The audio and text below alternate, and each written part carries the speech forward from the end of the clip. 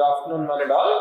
So, welcome to our discussion on UPSC CSE Mains 2025 General Studies 2 paper discussion. So, ఈ రోజు మనం general studies 2 పేపర్లో వచ్చిన questions ఏవైతే 2025లో ఉన్నాయో వాటిని కాన్సెప్చువల్గా what is actually the background of the questions, what would be good approach for the question అనేది మనం డిస్కస్ చేద్దాం. ఓకేనా? కూల్గా. So, we'll start by looking at what is actually the trend of GS-2 question paper. Last few years నుంచి అసలు GS-2 question paper trend ఎలా ఉంది, దాంట్లో questions ఎలా వస్తున్నాయి, and what is the changing aspiration of GS-2 paper. GS-2 paper ఒక factual paper లేదా what is it that makes GS-2 paper unique అనేది యాక్చువల్లీ మనం ఈరోజు చూద్దాం. What are the demands of GS-2 paper? Then present క్వశ్చన్స్ని మేము R.C.Reddy క్లాస్లో SRMలో కానీ మిషన్ మెయిన్స్లో కానీ ఎలా డీల్ చేసాం, or how you can independently deal with these questions అనేది మనం డిస్కస్ చేద్దాం. Right? So first if you start off, you can see that GS-2 paper evolved in a way both quantitatively and qualitatively. So మనం we are youngsters, we understand what is the quantitative method quickly. One quantitative method you can understand is, over the years the questions of conceptual and constitutional nature have increased. You can see it clearly that there is an increasing trend that the questions in static polity have increased. Static polity, that too constitutional related issues have increased. So 20 questions వస్తే at least you can see now 9 to 10 questions are coming where you can directly, they are based on constitutional issues. So మీరు బేసిక్గా certain థీమ్స్ని identify చేసి వాటిని ముందు prepare అనడం అనేది GS-2లో sure shot workable strategy. R.C.Reddyలో మిషన్ మెయిన్స్లో కానీ SRMలో కానీ that is what we always focus on. Take a set of themes, prepare notes on them and go prepared for the examination is what we always tell. That is again and again proved in GS-2 paper. If you see GS-2 and international relations, they combinedly have 160 marks out of 250. Right? Nearly 2/3 of the paper is coming from these two topics where the themes are very predictable. When I am saying very predictable, sir, why you are so confident in telling that you are predicting so many questions or themes in advance is why? Because of the different classes and the examinations we have put. Nearly 16 out of the 20 themes have been identified in the classes and the examinations. Right? May almost polity and IR kalpu 7 to 8 classes and governance were another 4 classes. So 10 to 12 classes of revision for general studies 2 and 3 examinations combined together gave us 16 themes out of 20 themes. These 16 themes were not as if we are claiming something indirect ga ekkado government వస్తే sir మీరు government గురించి వచ్చినవన్నీ కూడా మీ దాంట్లో క్వశ్చన్స్లో ఉన్నాయి. These questions have directly appeared in classroom lectures or your examinations. So that is where the first point I would say, the strategic revision mains classes or the mission mains classes have been largely successful in identifying themes. Right?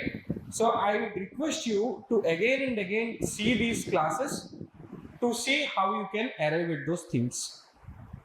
If that is the first case where the changing trend in terms of quantity, but qualitatively paper will change sir. Okay, we understand this is a quantitative change. Qualitatively the change is the questions are no more wider in nature, but questions are becoming deeper in nature. That means out of the so-called themes that we have identified in the class or so-called important themes you have identified from previous year questions, they are asking you deeper questions. Right? Let us give you an example. there is one question called constitutional morality. The 11th question of your examination was based on constitutional morality. I am assuming that all of you have seen the paper. Yes or no? GS-2 paper, have you seen the paper? Yes or no? Right? So in the GS-2 paper, if you see, the 11th question is, discuss what is the concept of constitutional morality and how can it be applied in a juncture of judicial accountability and judicial independence. మనకి first half of the question more or less predictable. మనం ఒక good prepared aspirant అయితే ఖచ్చితంగా constitution చదవడం start చేసినప్పుడు first constitutional మొరాలిటీతో చదవాలి అనేది మనకి తెలిసిన ఒక aim. If you have not studied, especially in SRM classes, we have made sure that the first topic that is going to be discussed in class is constitutional morality. ఎందుకని basic structure doctrine ఎంత important previous గా, ఇప్పుడు constitutional morality ఎంత important. So మీకు ఇచ్చిన first hand out కూడా constitutional morality. But question ఏంటంటే, it is not just limited to constitutional morality, but how is constitutional morality applied to judiciary is the second part of the question. Ante second part of the question lo me understanding of constitutional morality and your ability to apply it to judiciary anedi test cheyabadi. Are you understanding? మామూలుగా constitutional morality అంటే BR Ambedkar speech తీసుకుని core values of constitution రాయడమే కాకుండా, నా ఇప్పుడు question ఏమడుతున్నారంటే constitutional మొరాలిటీకి జుడిషియరీకి వచ్చిన issue ఏంటి, right? There it is very important for you to understand, like basic structure doctrine, constitutional morality is also not defined in the constitution. So once a theory is not defined in the constitution, it is open to judicial interpretation. Once it is open to judicial interpretation, a body which is not elected, it can lead to kind of a super parliament, or it can lead to what is known as against the rule of law. So దీనివల్ల problem ఏమవుతుంది, you will have wider interpretation of the constitution that is also in the hands of non-elected people, right? So this can lead to a lot of unaccountable judgment from the judiciary, right? Sir, my question is judicial accountability, my judicial independence ఎందుకు ఇచ్చారండి? As you guys have studied in your polity, judicial independence is the cornerstone of rule of law. Judicial independence is part of basic structure doctrine, right? So the question says, even though judicial independence is part of basic structure doctrine, but constitutional morality should be applied to everyone, every institution and every individual in such a way that judiciary must be accountable of all the interpretations that it makes. So ఇలాంటి conceptual understanding are depth ఉంటేనే మీకు second part of answer రాయగలుగుతారు, మీకు మంచి marks వస్తాయి. So the comment again to be made is, quantitatively you are moving towards more polity and IR based questions which are predictable in nature. Again, let me give you a star mark. These themes are very much predictable in nature and I can show you how we have predicted them also. What is the meer kuda ee class attend aina avakapoina how on your own can predict those themes anedi kuda nenu cheptanu, right? You can predict those themes. But the second point that you must note is, it is not just predictability that is important, it is that how these questions are evolving. Just from a static question nunchi a second part lo analytical depth pettadam valla how the nature of questions is changing, right? With that we will actually start up. Hope I am clear. Hope you get these two things in your head. Just GS2కి prepare అయ్యామంటే prepare అయ్యాం కాదు, trend చూసి prepare అవ్వడం first important lesson అయితే, second nature of questions ఎలా change అవుతున్నాయో దానికి తగ్గట్టు చూసి ప్రిపేర్ అవ్వడం కూడా important. Because at the end of the day it's an examination, the examiner will have certain expectation from you. అది మీరు ఫుల్ఫిల్ చేస్తే కానీ మీకు మార్క్స్ రావు, right? I think I don't know how many of you have attended the pre-preparatory class we do in mission means. Dantlo clearly we give certain goals. The goals that we give is one, knowledge of constitutional issues. The first goal we give is knowledge of constitutional issues. What are all the different constitutional issues that are happening before you is the first thing. The second thing we give is conceptual clarity. Regarding various concepts in general studies too, do you have a clarity or not? Third one, we ask you an awareness of current issues. In awareness of current issues, I am not asking you to mug up more and more facts. Rather, I am asking you to just know the broad contours of the issue. Broad contours of the issue ఏంటో తెలుసుకోమని చెప్తాను. దానికి మీకు reason కూడా చెప్తాను. ఒక question వచ్చింది, amendment process మీద question వచ్చింది. అమెండ్మెంట్ ప్రాసెస్ మీద I can actually go and mug up what is the amendment procedure, right? But only when you have a very good awareness of what is the recent legislations that have happened through amendment procedure, you can clearly tell me what is the procedural and substantive issues with respect to amendment procedure. So andukani not just mugging facts, sincere suggestion is please know the background of each of these topics. Then two more things we suggest is one, professional language, and finally structuring. General studies 2 paper lo all of you students are facing two issues.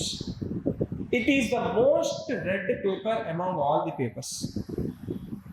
So much of information available for general studies 2 paper that for you to stand out in that paper you need to have very good language and presentation skills.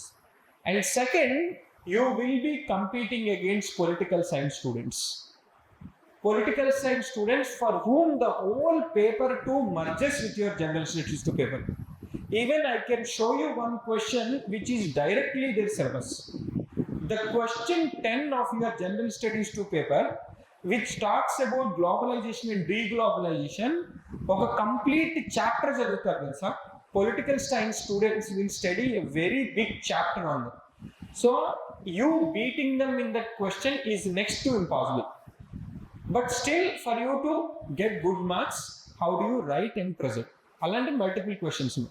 So these 5 things, the first thing is awareness about constitutional issues, conceptual clarity of general studies 2, awareness and background study of the current issues, 4th professional language, and 5th presentation are very very important in general studies 2.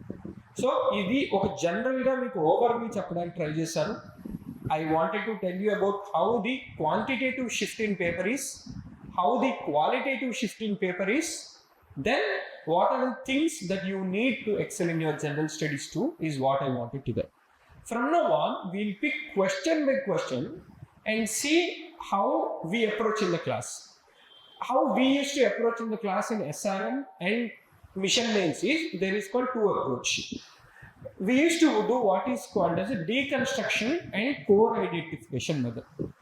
అంటే ఏంటి, ఒక question చదవగానే ఆ complex nature of question ని simple terminologies లో మళ్ళీ ఎలా rewrite చేయొచ్చు అనేది ఫస్ట్ మెథడ్. సెకండ్ మెథడ్ ఏంటంటే అసలు ఆ క్వశ్చన్ యొక్క కోర్ ఏంటి, కోర్ ఎక్కడ ఉంది, ఆ కోర్ ని మనం ఐడెంటిఫై ఎలా చేయాలి, ఆ కోర్ లో వచ్చి ఆన్సర్ ఎలా రాయాలి అనేది సెకండ్ మెథడ్ మేము చేసాం. So we'll do the same thing here also. We'll be question by question, right? So the first thing we'll do is we'll see the background and we'll see the approach for the question. So now we'll go question by question. Is it okay? Any doubts till now? Is it okay? Right? So the first question. Is it visible, right? So should I increase it font more, right? It's visible, right? So the first question is, discuss the correct practices for the purpose of Representation of Peoples Act 1951. Analyze whether the increase in assets of legislators and all their associates and associates. Ikkada associates ante family members. Yes, generally dependents, right? disproportionate to their known sources of income would constitute undue influence, right? And consequently a corrupt practice, right? So simply they are asking two parts. One is a very static part. Tell me what is corrupt practices under section 123 of RPA. So that is where almost your half of question is done. The second half is, tell me, till now you are talking only about the legislature and his assets or his expenditure with respect to election. Mere RPA 1951 summary jadite, multiple sections lo you will see about what is the expenditure limit in an election by a candidate or the party. Second, you will see what is actually the affidavit style that the legislature must give before to the returning officer. Ivaithe clear ga chestar. But the question here asking is, he is asking not just the legislature, but what about his associates? Another question, right? So here, let me now tell you. Sir.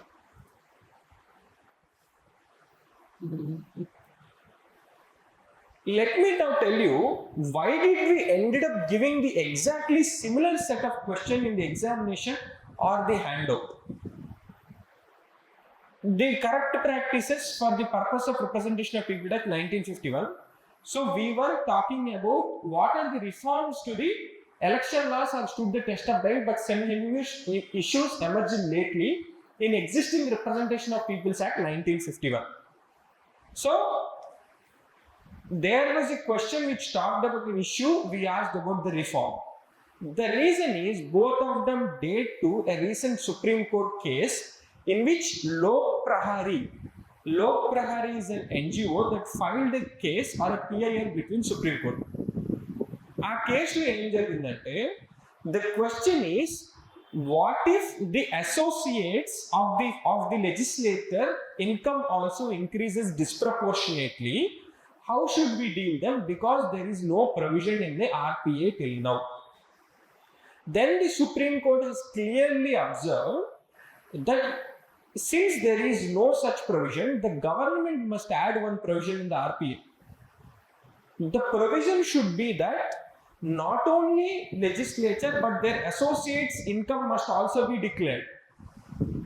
Their assets must be declared, and if it is not declared, it will lead to undue influence, because Supreme Court through multiple judgments have identified right to know of the electorals is an important fair electoral practice. So if right to know of legislators is taken away, it can lead to what is known as undue influence in elections and will form a corrupt practice. So the question is whether the right to know of the individuals is being impacted because of such concealment. And the first half of the question, it is a simple, straightforward question where you are writing about different forms of corrupt practices. Can corrupt practices entend? Bribery is a corrupt practice. Money and muscle power is a kind of a corrupt practice, right? Incitement to violence is a corrupt practice. Paid use is a corrupt practice. All of them are kind of corrupt practice. But the second half of the question says, now I am not just talking about the legislator, but the others also are brought into picture. What happens? It happens because the right to know of the people can be affected, and hence you see that the fair electoral process is impacted. So, mere second half lo just the point gurinchi raste seppu.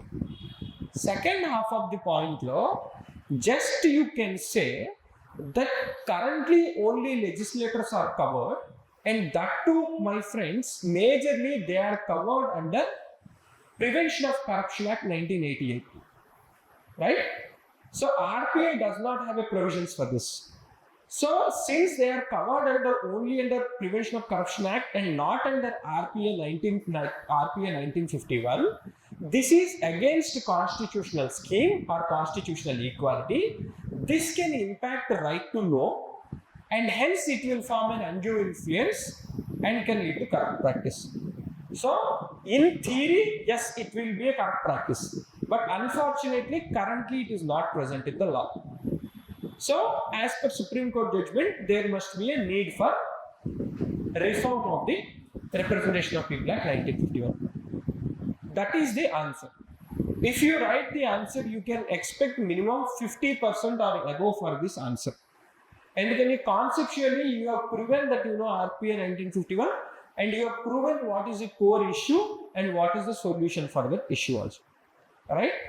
Now, why we have given this question? Friends, indukane magazines చదవకుండా news papers చదవకుండా conventional knowledge ఎందుకు జరుగుతుందో చెప్తాను. You know that recently there is a minister from Tamil Nadu who got arrested on a scam, right? Who got arrested on a scam, but later he got convicted. He stayed in jail, but he came back and later took the ministry. Similarly, in Uttarakhand also there was a minister who got convicted, went to jail and came back. Haryana's former chief minister Om Prakash Chautala, against him also there was a corruption case. In all these cases, a similar kind of issue happened. A similar kind of issue happened where there is disproportionate increase in assets which could have led to corrupt practices. Ante enti, sometimes a current affairs magazine which is prepared after a latency after 1-2 months. Me current affairs magazine eppudu vastundi, ee nela news anta kalipi next nella vastundi, right? Once you study that magazine, you are just statically offloading content, you are onloading content to your mind. అదే రోజు news చూసినట్టయితే ఈ dots మీరే connect చేయగలిగేవారు. You could have only connected the dots and said that, okay, in the last 6 months to 1 year, cases of similar nature have come into picture. So all of them will become an example, right? So that is the reason we have given the question also. So the learning from this question is, there is a static part and there is an analytical part. The static part, if you read RPA, you can directly answer the question. The analytical part, you just have to know that right to know is an integral part of an electoral right under Article 354, and by concealment of information, it is leading to violation of right to know, and hence it can become an undue practice, undue influence, and a corrupt practice. But unfortunately, even the Supreme Court has given the guidelines. This has been not part of the existing scheme. Other than that, that is all the answer you have to write for this question. So maybe let us see a small approach that we have prepared for this question. You can start simply with Representation of People's Act 1951 with corrupt practices, or మీరు కనుక PSAR student అయ్యుండి మీకు కొంచెం innovative skill ఉంటే you can start with representative democracy, or you can start with what is known as John Locke's enlightened representation. I don't know how many of you are political science students, but you can use them. You can use enlightened representation concept or representative democracy concept, and then you can say how political corruption is the root of all evil, which is a quote given by Rajiv Gandhi. Either you can start with both of them. Then you can start and say why this question is of importance, because of the current issues that are happening in Tamil Nadu, Uttarakhand or Haryana. And you can say that these corrupt practices, when convicted under section 100 of RPA, can lead to disqualification of the candidate. Right? You can start with introduction and simply write what are the corrupt practices mentioned under RPA. You know that bribery is one practice. Then you can write about undue influence, where you are limiting the freedom of exercise of rights. You can write about incitement of violence. You can write about excessive expenditure. So all of these in one way becomes what is known as corrupt practices under section different sections of RPA 1951. Then you can write, even though these cases are present, previously it used to happen under section 8.3. Under section 8.3 of the RPA, there used to be umbrella protection for the legislators that even though once you are convicted, the conviction can be appealed in a court of law, and while the period of appeal, you can continue to be a legislator. But however, this was struck down in the Lily Thomas case. So a blanket protection అనేది కూడా తీసేశారు.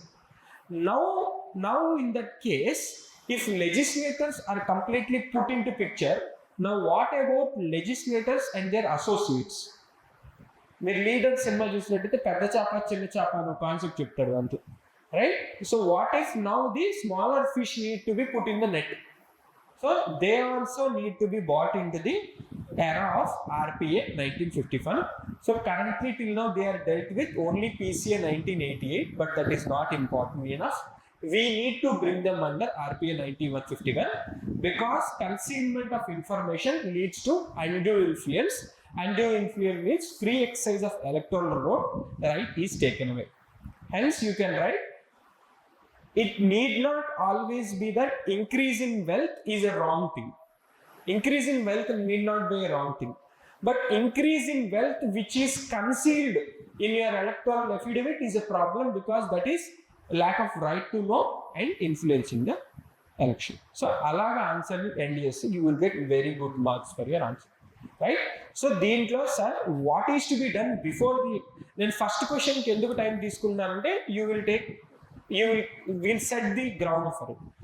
So before the examination what you need to do, static things prepare అవ్వడం, current affairs రెగ్యులర్గా news paper చదువుతూ ఉండడం, అప్పుడు ఇష్యూస్ని identify చేసుకోవడం before the exam చేయాల్సిన పని.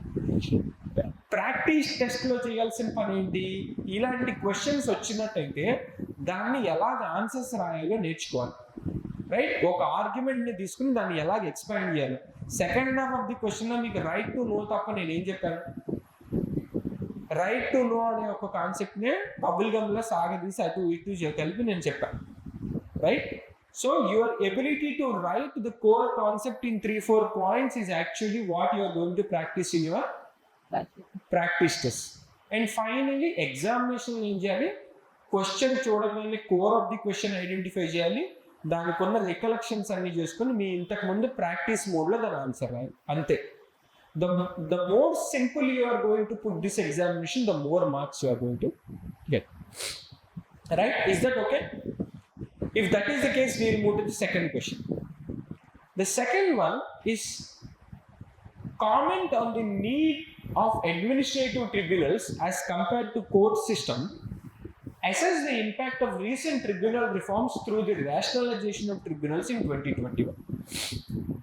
So మేము we at R.C.Reddy in terms of SRM gave it as a handover. I will give you the reason why. Friends, if you are a avid follower of UPSC examination, that too general studies too, it is a no-brainer that questions on judiciary are increasing. అసలు మీకు ఎవరికి చెప్పాల్సిన అవసరం కూడా లేదు. మీరే last 3-4 years papers చూస్తే మీకు ఏమర్థం అవుతుందంటే questions in and around judiciary are increasing. So whatever themes are important with respect to judiciary should be caught. ఎందుకు రీజన్ చెప్తున్నానంటే you are intelligent people. If you read the newspaper and if you know the frictions between executive and judiciary, you know that it is true. That scrutiny of judiciary is increasing in UPSC based questions. అది నేను మీకు చెప్పాల్సిన అవసరం కూడా లేదు, ఎందుకంటే దీంట్లోనే 3 క్వశ్చన్లు ఉన్నాయి paper 1. So my interest, why did I pick this topic and gave it to the students as a handout? Because judicial pendency is increasing, and one of the conventional ways of judicial pendency in India is executive tribunals. Done. So whenever judiciary comes, stock-wise my mind will think about judicial system and alternative dispute resolution system, tribunals. Done. So that is why I asked my students to prepare on tribunals and see the luck also that the question is a direct question. It is not even twisted like the first question. They just asked comment on the need for administrative tribunals.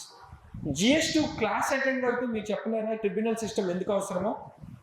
ఎందుకని అంటే first and foremost pendency of cases వల్ల. Second, procedural law కోర్ట్స్లోను ట్రిబ్యునల్స్లోను డిఫరెంట్గా ఉంటుంది. It has a easier procedural law and procedure of evidence కూడా డిఫరెంట్గా ఉంటుంది. Second, appointment procedure different. అక్కడ అపాయింట్మెంట్ ప్రొసీజర్లో జ్యుడిషియరీ మెమోరాండమ్ ఆఫ్ అండర్స్టాండింగ్ చేయడం వల్ల అక్కడ లెంత్ ఆఫ్ అపాయింట్మెంట్ ప్రాసెస్ పెరిగిపోయింది. ఇక్కడ ఎగ్జిక్యూటివ్ అపాయింట్మెంట్స్ ఉంటాయి కాబట్టి స్పెషలిస్ట్ ని పెట్టుకోవచ్చు, సబ్జెక్ట్ వైజ్ ఎక్స్పర్ట్స్ ని పెట్టుకోవచ్చు. So appointment procedure increases. And third, ఇంకో ఇంపార్టెంట్ పాయింట్, ఇంకో one judiciary has to deal with all kind of cases. But tribunals లో based on the subject you have tribunals. You have a separate tribunal for GS-2, you have a separate tribunal for taxes, and you have separate tribunal for administrative services, right? So need అనేది మీరు ఒక class attend అయితే చాలు. And even see the second point, assess the impact of recent tribunal impacts. Recent tribunal impacts, they asked why it is important. Friends, నేను ఇక్కడ one more thing as a senior aspirant and a faculty member I will always want to give you is please have a keen eye on Supreme Court judgments. Supreme Court judgments are very, very important precursors for your examination. ఎందుకో నేను మీకు ఒక example చెప్తాను. UPSC will always want to stay away from controversy because end of the day it's an examination. So UPSC does not want to be the spotlight of controversies. So it will definitely go for those topics which are beyond controversy. It will go for those topics on which the debate is settled. Sir, నేను అడగచ్చు 2021లో వచ్చిన reforms 25లో అడగాల. Because in between these reforms were subject to judicial scrutiny.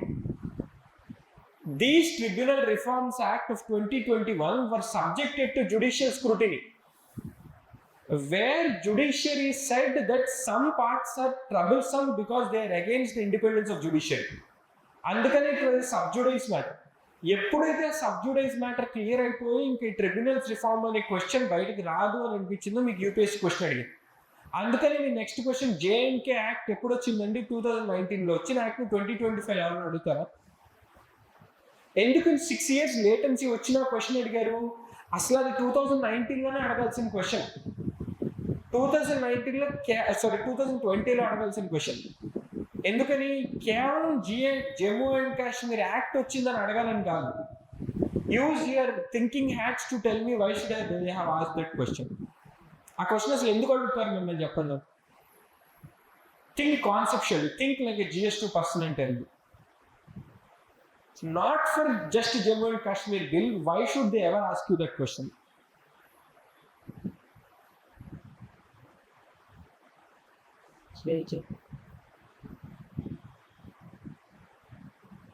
Any guesses why they should ever ask you that question?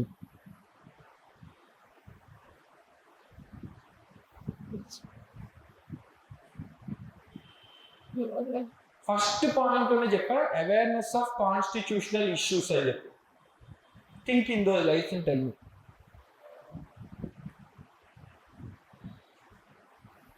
Any guess?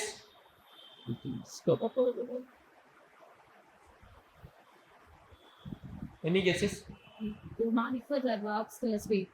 Demand for Ladakh statehood, they must have asked you that question. Good, but more importantly, they would have asked you because that is in the recent times when the nature of constitution has changed from asymmetric federalism to symmetric federalism. India's federal structure change in recent evidence. 2019 వరకు India was an asymmetric federalism in the case of Jammu and Kashmir. But from 2019, the nature of asymmetric federalism has changed, where Article 370 has been taken in. అంటే so called me second point ఏదైతే మీ సిలబస్లో ఉందో federal structure గురించి, అది nature change అయిన ఒక monumental moment కాబట్టి దాని గురించి క్వశ్చన్ అడగాలి. అది 2020లోనే అడగాలి, బట్ కానీ ఇప్పటి వరకు ఎందుకు అడగలేదు? Again sub judice. So you have to understand, and my interest in saying you this is please keep a right. Let us cut down the discussion and come back to this question, right? I hope you are getting what I am trying to tell. Ee question lo enti, Tribunal Reforms 2021లో వచ్చినా సరే because of the sub judice nature they did ask. Now just here also, what is the impact of reforms అని అడిగారు. What are the impacts అండి? అసలు what is the reform? The reform is there are actually many tribunals. Those tribunals have been cut down and merged into few tribunals, right? That is what is the reform. basically if you say tribunals come under Article 323 and 320B you can start with, right? వాటికి ఎందుకు reason అంటే కనుక regular courts మీద burden తగ్గించాలి. Need ఏంటి? Specialisation, pendency తగ్గించడానికి, accessibility and technical expertise. So you can even add points to say that regular court సిస్టంలో nearly 4 crore cases ఉన్నాయని, delay and pendency and high cost ఉంటాయని, and technical లో సబ్జెక్ట్స్లో తక్కువ ఉంటాయి. Now come to the second half of the question where it talks about tribunal reforms and merging of 9 tribunals into existing bodies, right? So and also all these were given uniform term of 4 years, and also these members will be selected by a search committee. So here there was a judicial independence concerns. The concern is the term was short. Yeah. మామూలుగా జ్యుడిషియల్గా independence అంటే మనం first ఏం చెప్తాము, judicial term is the biggest, until retirement you cannot be taken away. That is one of the security of term tenure is what we talk about judicial independence. But here you generally do not have that. Second is executive dominance. In many of the selection committees also the executive dominates.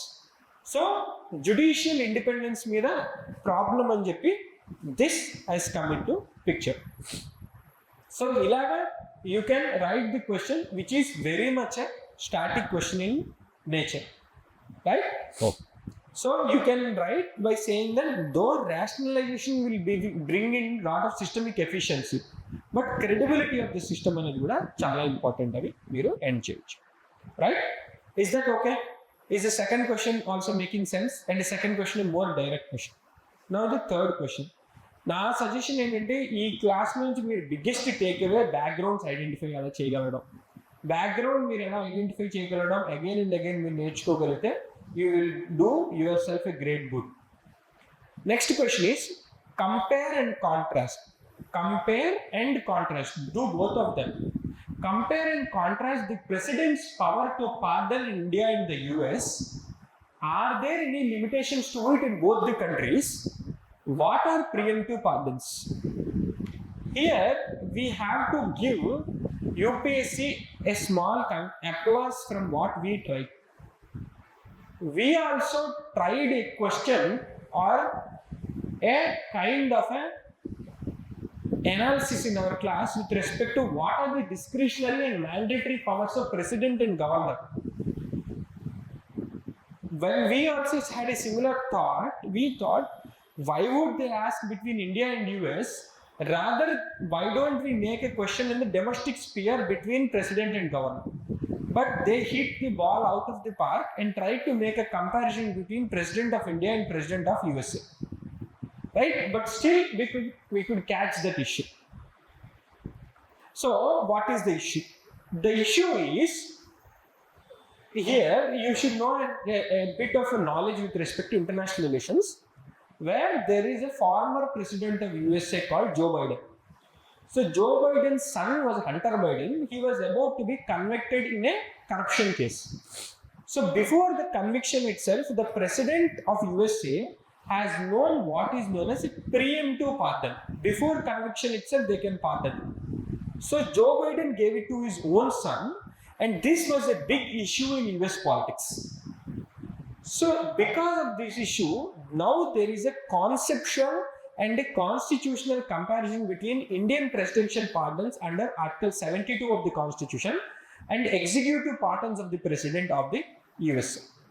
So the question is simple. Compare and contrast the President's power to pardon in India and USA. Compare. So what are the similarities and what are the differences is what you have to do. So first is simple ga India's case lo asalu ekkada presidential pardons vastayi. India's case lo president can pardon under Article 72, governor can pardon under 161. Generally president can do it with respect to union laws, martial laws and any other residuary subjects, but not with respect to state laws, right? A power. This is the same with respect to USA. Can you tell me why?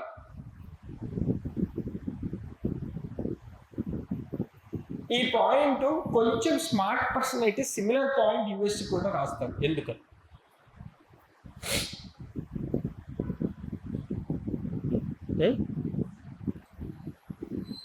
USA, every state can have its own. Very good. USA is a more better federation than India. Federation as a concept is stronger on the US than India can. So there is a more chance that the point I'm talking about will be more deeply applied in US than in India. Right? That's the first and second point. Second important point that you must understand is with respect to the constitutional nature. It is given in constitution, both of the cases it is given in the constitution. For India it is 72, for USA it is Article 2 of the constitution. If these are with respect to the comparisons, what is with respect to dissimilarities?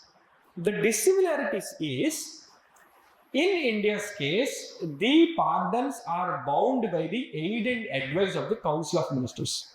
But in case of USA, he is not bound by its any advice, and hence it is discretionary in nature. So, India's case, first of the discretionary kaadu, it is a constitutional power that has to be applied with the Council of Ministers approval. But in USA, though it is mandated in constitution, it is a discretionary power. So, dani valla discretion valla vachche biggest disadvantage enti? Arbitrary and political in nature. Right? So, US law problem with this is it can be arbitrary and political. That is why preemptive pardons become even more controversial. Because you can give it to your own political party members or family members or others. Right? So that is why you can say simply by this, these two lines are enough for your whole answer. In India, pardons are subject to judicial review. Right? And they are binding by advice of cabinet. But in USA, they are absolute in scope, that is discretionary in nature, and they are not bound by any advice, and they have a very political influence. But here is a very important question that they ask in the second part. Are there any limits to it in both the countries? So that is, in both the countries combined together, is there any limit? Is there any similarity of limit? Ippudu similarity of limit my friend cheppadu. Entadi? Both the presidents can only pardon federal crimes. Both the presidents cannot pardon state or regional level crimes. Right? Subunit level crimes no pardon cheyaledu. So that is the first biggest limitation. Second limitation is what I told you here. Both of them have constitutional limits. In these both cases, the powers are within the constitution itself. So, they have to have a constitutional power and it is not a political power. Why I am saying this is, in UK it is a political power. Since it is a political power, there are no limits to it. In India and US, it's a constitutional power and hence there are certain limits to it. Right? So, what are preemptive pardons? I already told you. So, alaga three concepts ni one third identify cheskunte velipothe, or even you can write this half of the question, this another half, happily you are settled. Another, what I mean to say, another static question that has come your way. Right? Next one. Discuss the nature of Jammu and Kashmir Legislative Assembly after Jammu and Kashmir Act, Reorganization Act 2019. Briefly describe the powers and functions of Assembly of Jammu and Kashmir. If you see this question on a normal day in the examination, what would be your reaction to this question, or what should be your reaction to this question?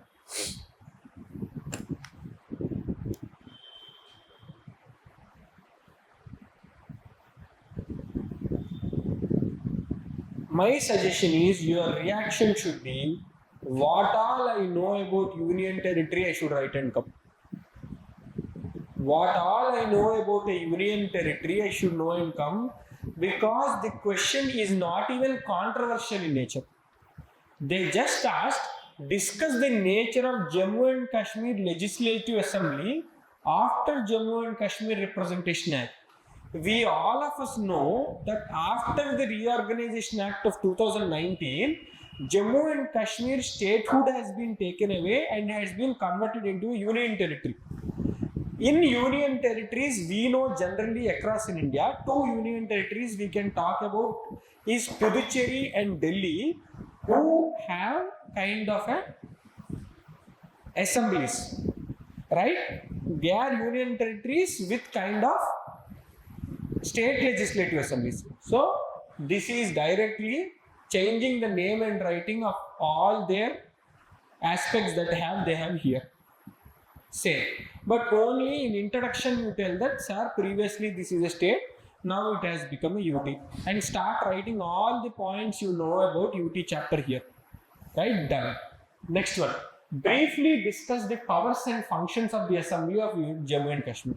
Ante generally Schedule 7 of India's Constitution law, when it is a state legislative assembly, you talk about legislation in state list or in terms of concurrent list. Now what happens if it becomes a union territory? Write all the controversies that you can name with respect to Delhi Legislative Assembly here. That means they cannot make laws with respect to public, law and order, police, all India services. Right? Simply done and dusted. The question is over. ఈ question మనం ఇబ్బంది పడాల్సిన అవసరం కూడా లేదు. If you just understand and just SIT back and think, this is just a question based on UTs. Right? I hope you are getting it. Right? Then I need not discuss this question also. Just introduction లో మీరు sir ఇలా JNK act వచ్చింది, దానివల్ల 2 UTs వచ్చాయి, ఒకటి with legislature, ఒకటి without legislature. దాని కింద ఆర్టికల్ 370, 35, 80 వచ్చింది సార్. అసిమెట్రిక్ ఫెడరలిజం అయింది సార్ అని రాసుకుంటూ you just right similar to Puducherry and Delhi UTs. ఇంతకుముందు బైకామరా ఉండేది, ఇప్పుడు సింగిల్ హౌస్ అయింది. If you even know facts like what are the number of seats after delimitation or all this, if you are ready to write, you can write them also. Yep. Powers and functions can legislate on state list and concurrent list, but however they cannot do on public order, police, land and all India services. Similarly, they can pass their state budget and appropriation bill. But however, we know, sir, in terms of UTs with state legislature, Lieutenant Governor has a greater role. Lieutenant Governor has greater discretionary powers. He can reject bills. He can save bills for presidential asset. Right? He has greater involvement with respect to administration on a day-to-day basis.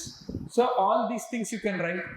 And another important point you can write is, previously residuary JNK also had some residuary powers because of Article 370. But now it has become a UT under center. All the residuary powers also will move to the center.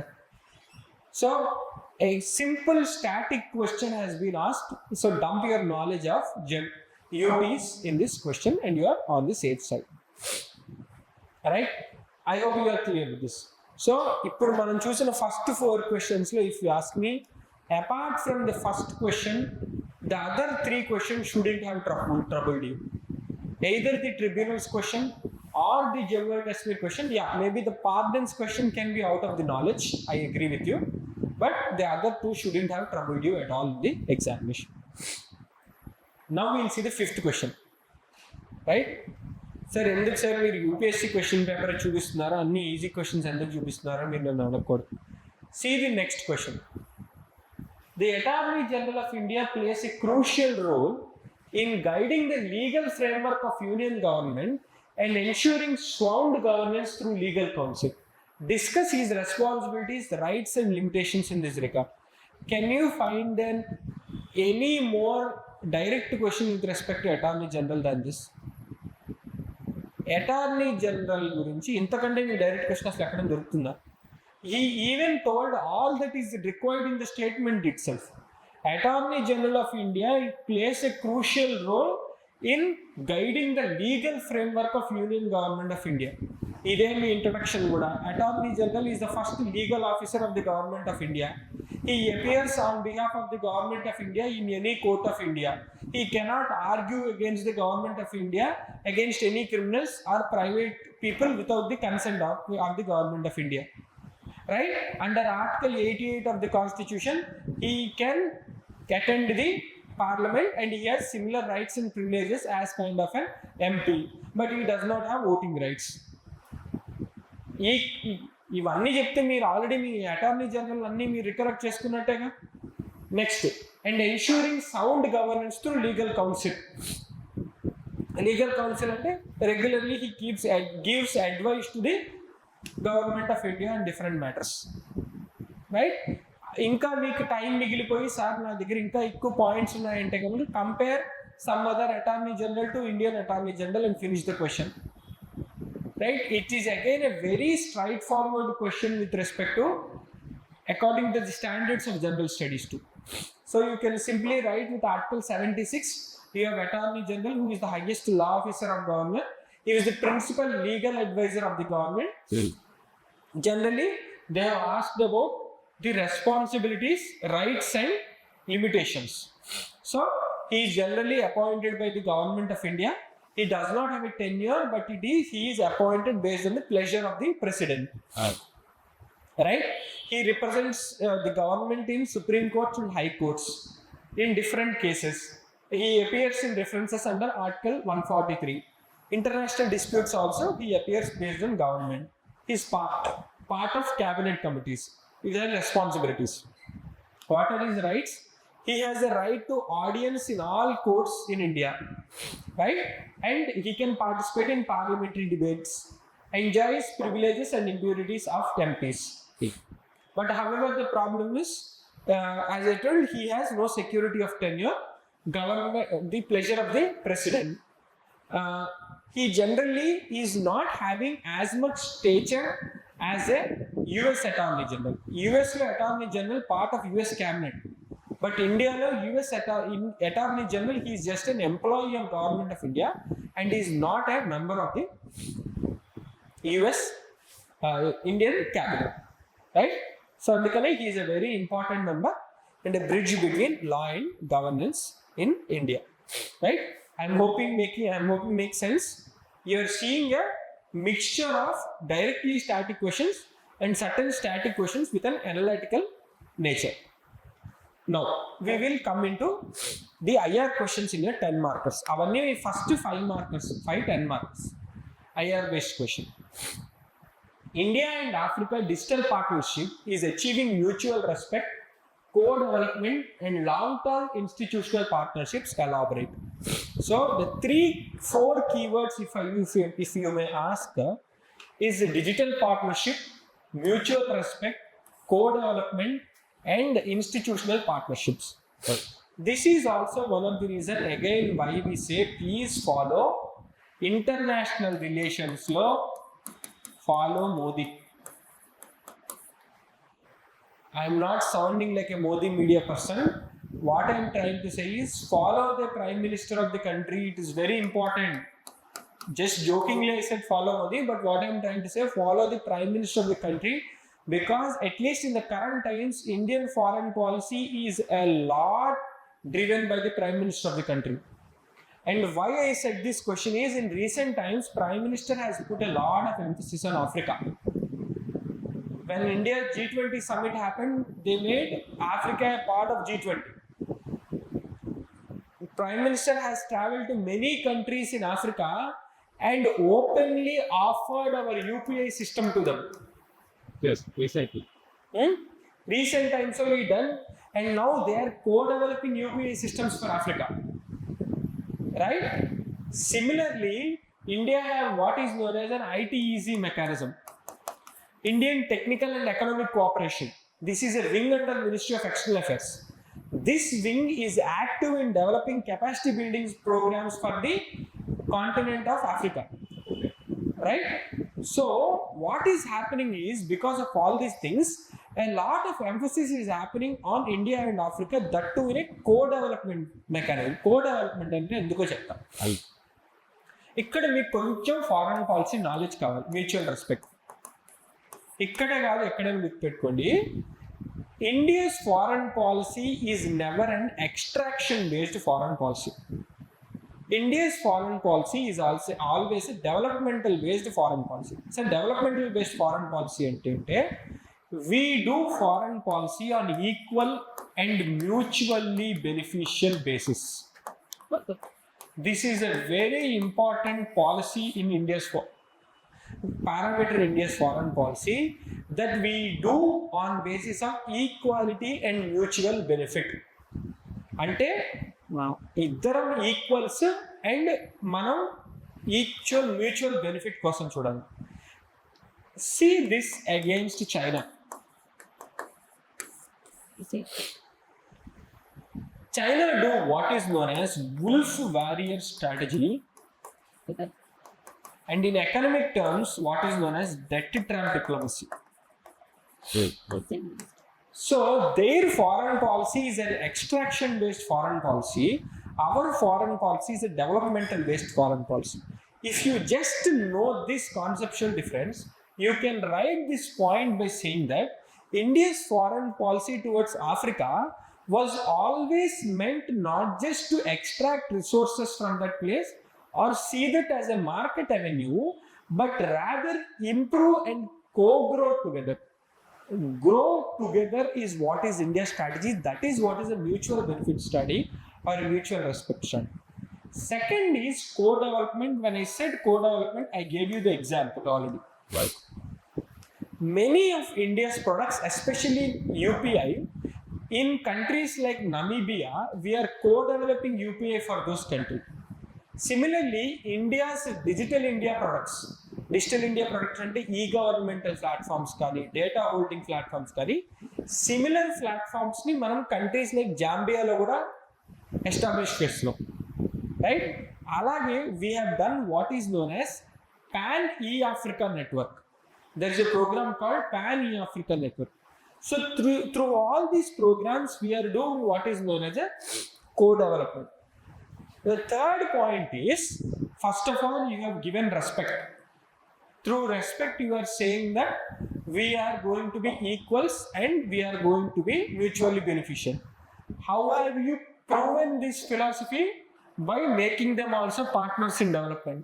That you did co-development. Third, you are going to do is institutional partnership. ఏ డిప్లొమసీలో అయినా సరే institutional partnership ఎందుకు అంటే this will make your relationship into auto pilot mode. Because if there are many institutions between two countries, irrespective of those people in power, these institutions will keep doing their job. ఎప్పుడైతే ఎక్కువ institutions ఉంటాయో you need not worry which person is in power because everyone has their work to do. That is why institutional development is a very important phase in deepening of relations between countries. So India kuda em chestundi institutional partnerships kosame we have what is known as a Indo-Africa Summit. We have an Indo-Africa Summit where we actively participate with all the African nations.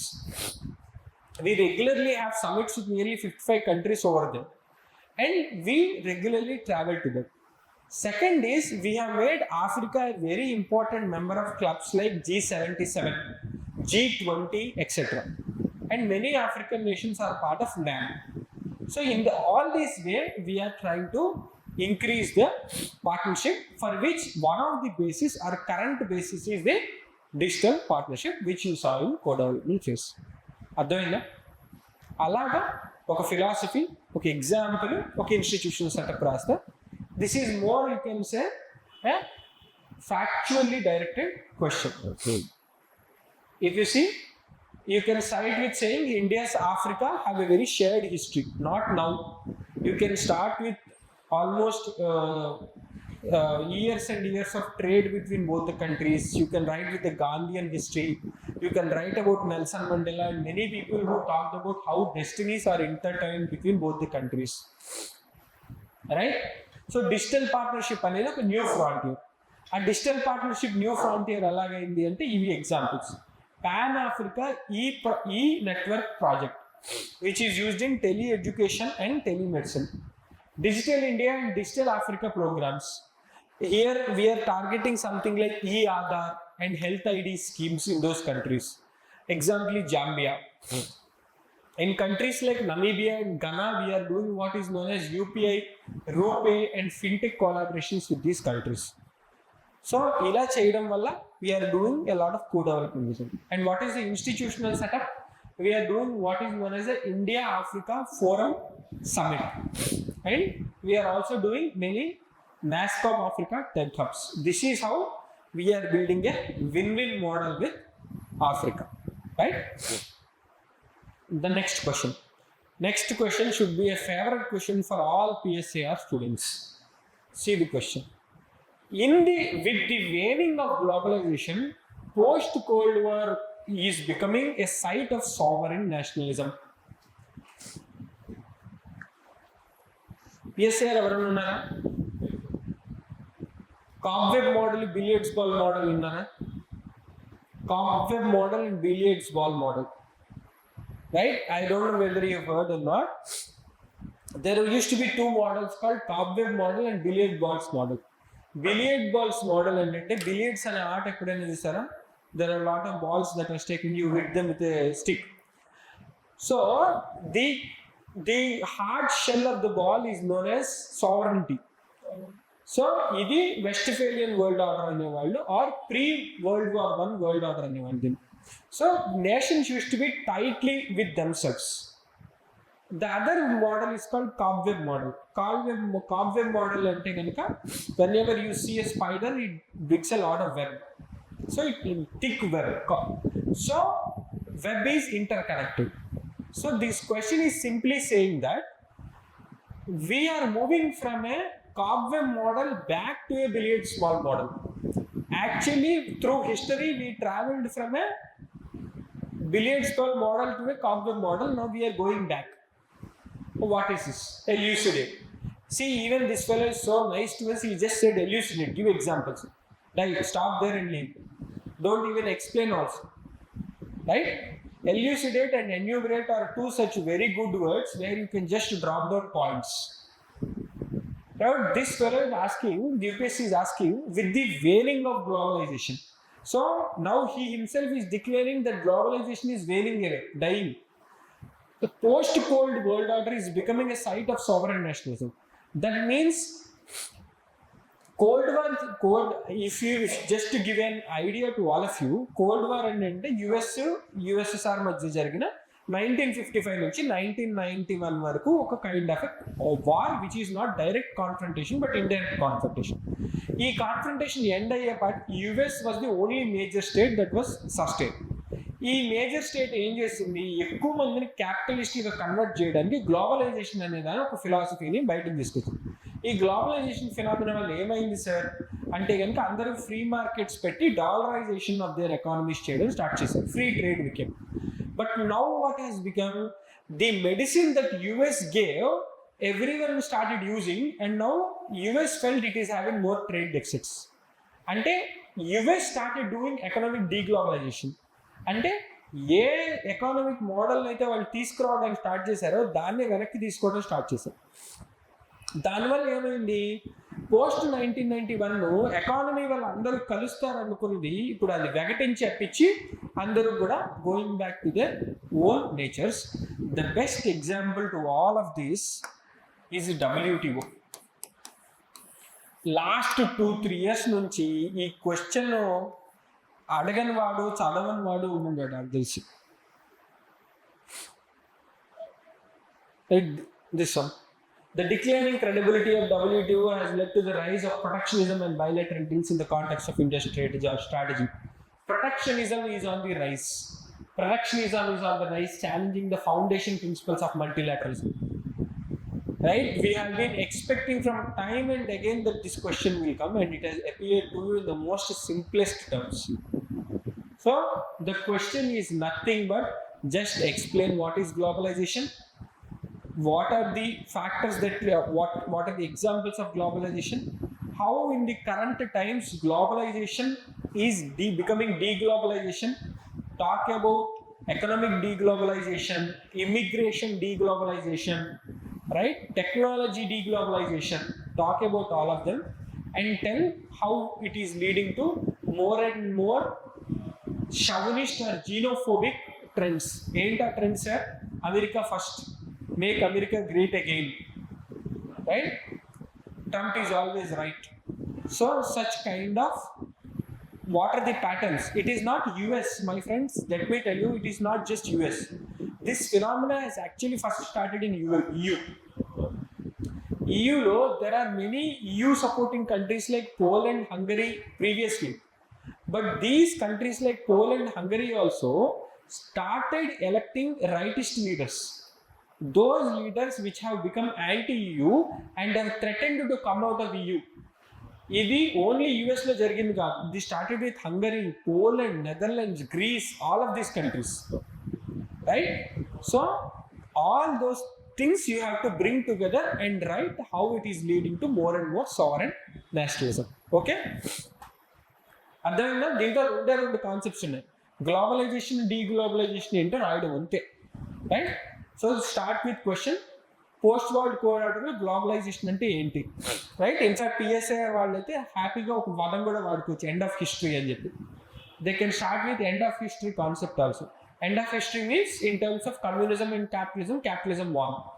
So they can start with that also and write globalization, which meant free trade, free flow of money, interconnectedness of markets, and with that movement of people.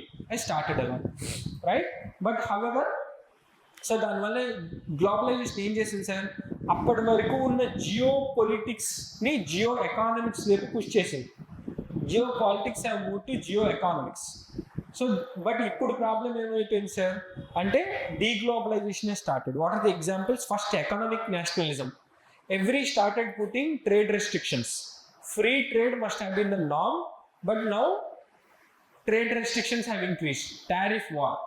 You can write about the ongoing tariff war by countries, every country.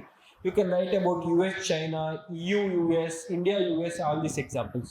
Second, you can write about geopolitics. ఎందుకని? Geo economics should have been the major, but now geopolitics has come. Geopolitics అంటే now every country is now again focusing on sovereignty and territorial integrity. దానివల్లే వచ్చిన wars ఏంటి? The war in Israel and Palestine, or with respect to Russia and Ukraine, are territorial wars. Territorially comes because of sovereignty, right? Geopolitics has again called back into picture. Next, another reason why it has deglobalization is coming is not just only because of politics, but unfortunately because of pandemic. Pandemic వల్ల ఏమైంది? ప్రతి కంట్రీకి ఒక అర్థమైంది ఏంటంటే, ఇంకొకసారి pandemic వచ్చినట్టయితే we might be dependent on other countries, right? We were dependent on medicines for APS from China. US was dependent on some medicines from India. We were dependent on PPE kits from China, right? So pandemic and climate change have created another insecurities for people to move towards sovereignty, right? And next, identity politics, very interesting, because across the world rightists are coming to power. ఎప్పుడైతే rightist పవర్లోకి వస్తారో వాళ్ళు Nationalist feelings అనేవి ఎక్కువ తీసుకొస్తారు. ఆ Nationalist feelings ఎక్కువ తీసుకురావడం వల్ల సోవర్ నేషనలిజం అనేది పెరిగిపోయింది, గ్లోబలైజేషన్ అనేది తగ్గిపోతుంది. So all these reasons is in a way leading to deglobalization is what you can say. దానికి ఎగ్జాంపుల్స్ రాసుకోవచ్చు మీరు. You can write about America first, you strategic economy, and some of the examples that you can write is anti immigration policies. యూఎస్లో anti immigration policy ఏంటి? H1B visa restrictions, other student visa restrictions, social media scrutiny. You can write. EUలో ఏం రాయొచ్చు? EU you can write about the EU's immigration from Middle East and its headache with respect to Islamic migration, right? You can write about all these things. Yeah, you can write about all of them, and you can finally say that post-Cold War lo imagine చేసింది ఒక order అయితే, because of some controllable and uncontrollable factors we are moving towards sovereign nationalism అనేది రాని, right? So this is kind of, if you ask me, an analytical question where your knowledge about globalization and so-called ఇవన్నీ తెలిసిన examples. ఆ తెలిసిన ఎగ్జాంపుల్స్ని మనం ఎలా present చేస్తాం అనే దాన్ని బట్టి ఉంటుంది question. Right, now we'll move to the 15 markers. In 15 markers, if you see the first question, a question which has been repeated itself over the years in the last 5 years is constitutional morality. You can see here, constitutional morality is the fulcrum which acts as an essential check upon the high functionaries and citizens alike. Right? Essential check upon the high functionaries and citizens alike. Right? Oh. In view of the above observation of the Supreme Court, explain the concept of constitutional morality and its application to ensure balance between judicial independence and judicial accountability in India. Right? So, just for 1 minute, we'll discuss where does this concept of constitutional morality came. ఈ constitutional morality అనేది యాక్చువల్గా చెప్పాలంటే 21st century దాకా judicial ఆర్గ్యుమెంట్స్లో పెద్దగా లేదు. Majorly it came out through cases like the national judicial appointments commission case, through the Navtej Singh Johar case, through the Joseph Shine case, through the Saira Bano case. అంటే last 10-15 yearsలో చాలా ఎక్కువగా ర్యాపిడ్గా వాడుతున్న doctrine constitutional morality doctrine. Right, అంతకు ముందు వరకు బేసిక్ స్ట్రక్చర్ డాక్ట్రిన్ చాలా ఎక్కువగా వాడేవారు. Right, now the question is, constitutional morality అంతగా వాడడానికి India's constitution has not given scope. Hardly చెప్పాలంటే ఇండియాస్ కాన్స్టిట్యూషన్లో there are 2 places where the word morality is used. Article 19 and Article 26, and that too with respect to the restrictions and not directly in the article. With respect to the restrictions in 19(2) and also with respect to the secularism and its application in India, there is a word called public morality. So now the judiciary has broadened its application, where it has read provisions like social, political, economic equality, right, and justice from preamble in India's constitution. Justice, equality అనే principles preamble నుంచి తీసుకుని, public morality అనే concept ఈ articles నుంచి తీసుకుని, వీటి రెండింటికి ఒక జుడిషియల్ ఇన్నోవేటివ్ ఇంటర్ప్రిటేషన్ చేసి కాన్స్టిట్యూషనల్ మొరాలిటీ అనే ప్రిన్సిపల్ని త్రో చేయడం స్టార్ట్ చేసింది. నౌ ఈ కాన్స్టిట్యూషనల్ మొరాలిటీ అనే ప్రిన్సిపల్ని ఎప్పుడైతే త్రో చేసిందో, దీంట్లో ప్రాబ్లం ఏంటంటే బేసిక్ స్ట్రక్చర్ డాక్ట్రిన్ లాగే it is a broad concept.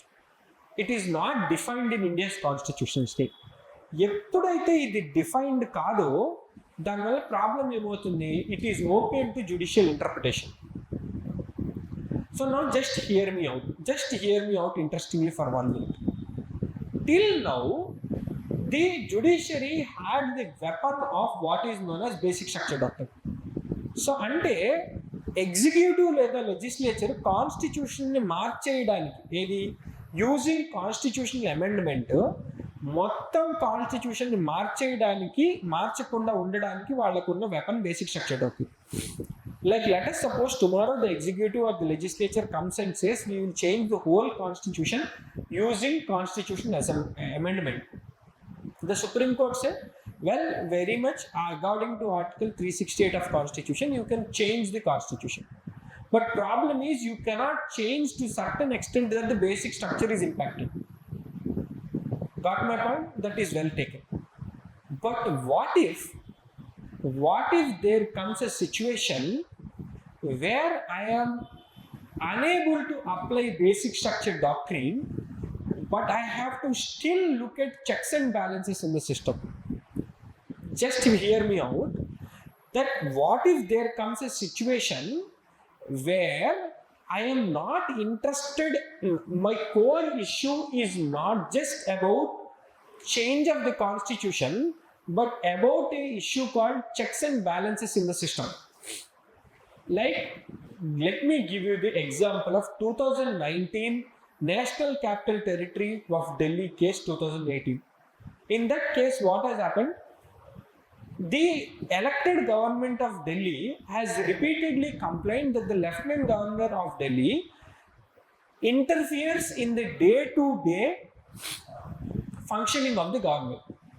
Now that case is a monumental case in Indian judicial history because that is the one place where this concept of constitutional morality is repeatedly used to curb the arbitrary power of the executive. Arbitrary power of executive in curb చేయడం sir. So ఈ question ఎందుకు వచ్చిందంటే sir ఇప్పటి వరకు మీరు basic structure డాక్ట్రిన్తో లెజిస్లేటివ్ని curb చేశారు. మీరు ఇప్పుడు కాన్స్టిట్యూషనల్ మొరాలిటీ యూజ్ చేసి ఎగ్జిక్యూటివ్ని కర్బ్ చేస్తారా? Are you understanding the argument? Using basic structure doctrine, the judiciary has in a way put the legislature in check. Now using constitutional morality, now judiciary is trying to put the executive in check. Where is the check on judiciary?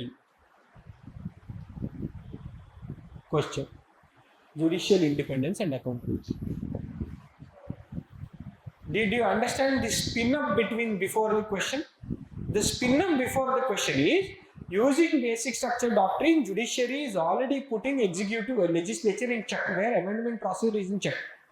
In fact, as a student, this is what I want to put in your head. How many questions are coming in judiciary and judiciary based things? ఇందాక మీకు already administrative tribunals చెప్పానా, ఇక్కడ constitutional morality చెప్పానా? Next case చూడండి, procedure and substantive limits on amending procedure. What is the substantive limit on amending procedure in India's constitution?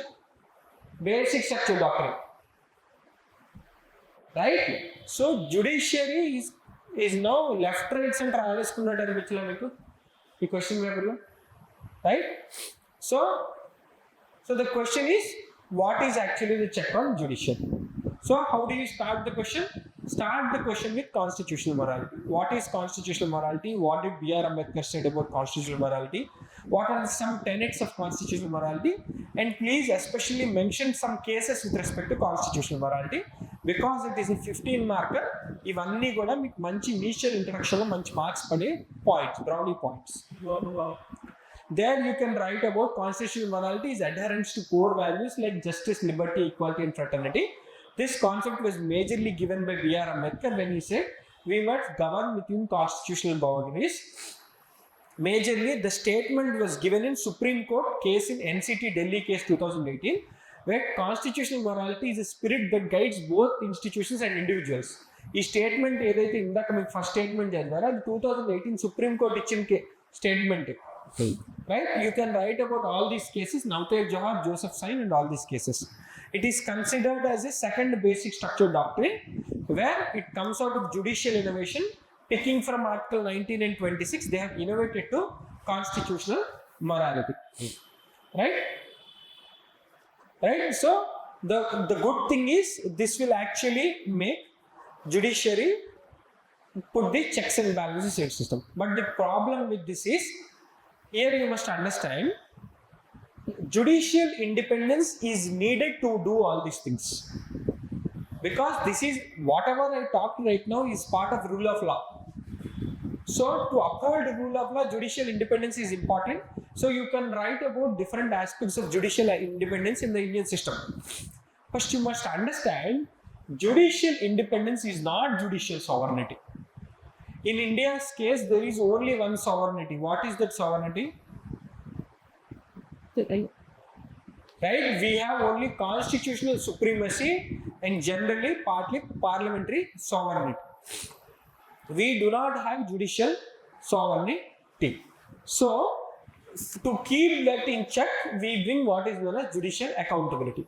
India's case, right, what are the different aspects in judicial accountability? Generally, impeachment process under Article 124 is the major judicial accountability that we have. So that becomes your problem of point. The point of problem is when NJAC came, you struck down NJAC. NJAC, you struck down NJAC. So we do not have enough measures for NJAC accountability. Hence, what we must have certain restrictions on courts also. As you can say, judicial independence is not judicial supremacy. Constitutional morality ensures that court must be guardians of rights but accountable to the constitution, right? So hence you must say constitutional morality కోసం uphold చేయడం కోసం independence important ఏమో కానీ First that concept of constitutional morality also applies to the judiciary. You must keep that in picture. Constitutional morality, a compass to maintain judicial independence without sliding into unaccountable activism. It binds both judiciary and legislature to constitutional principles. So this is important. Unaccountable activism. You cannot have unaccountable activism, right? I hope you have got it, understood? Right? The next one. India's constitution has conferred the amending powers on the ordinary institutions with a few procedural hurdles. ఎంత మంచిగా అన్ని safe padding పెట్టి words అని వాడచ్చు. India's constitution has conferred amending powers.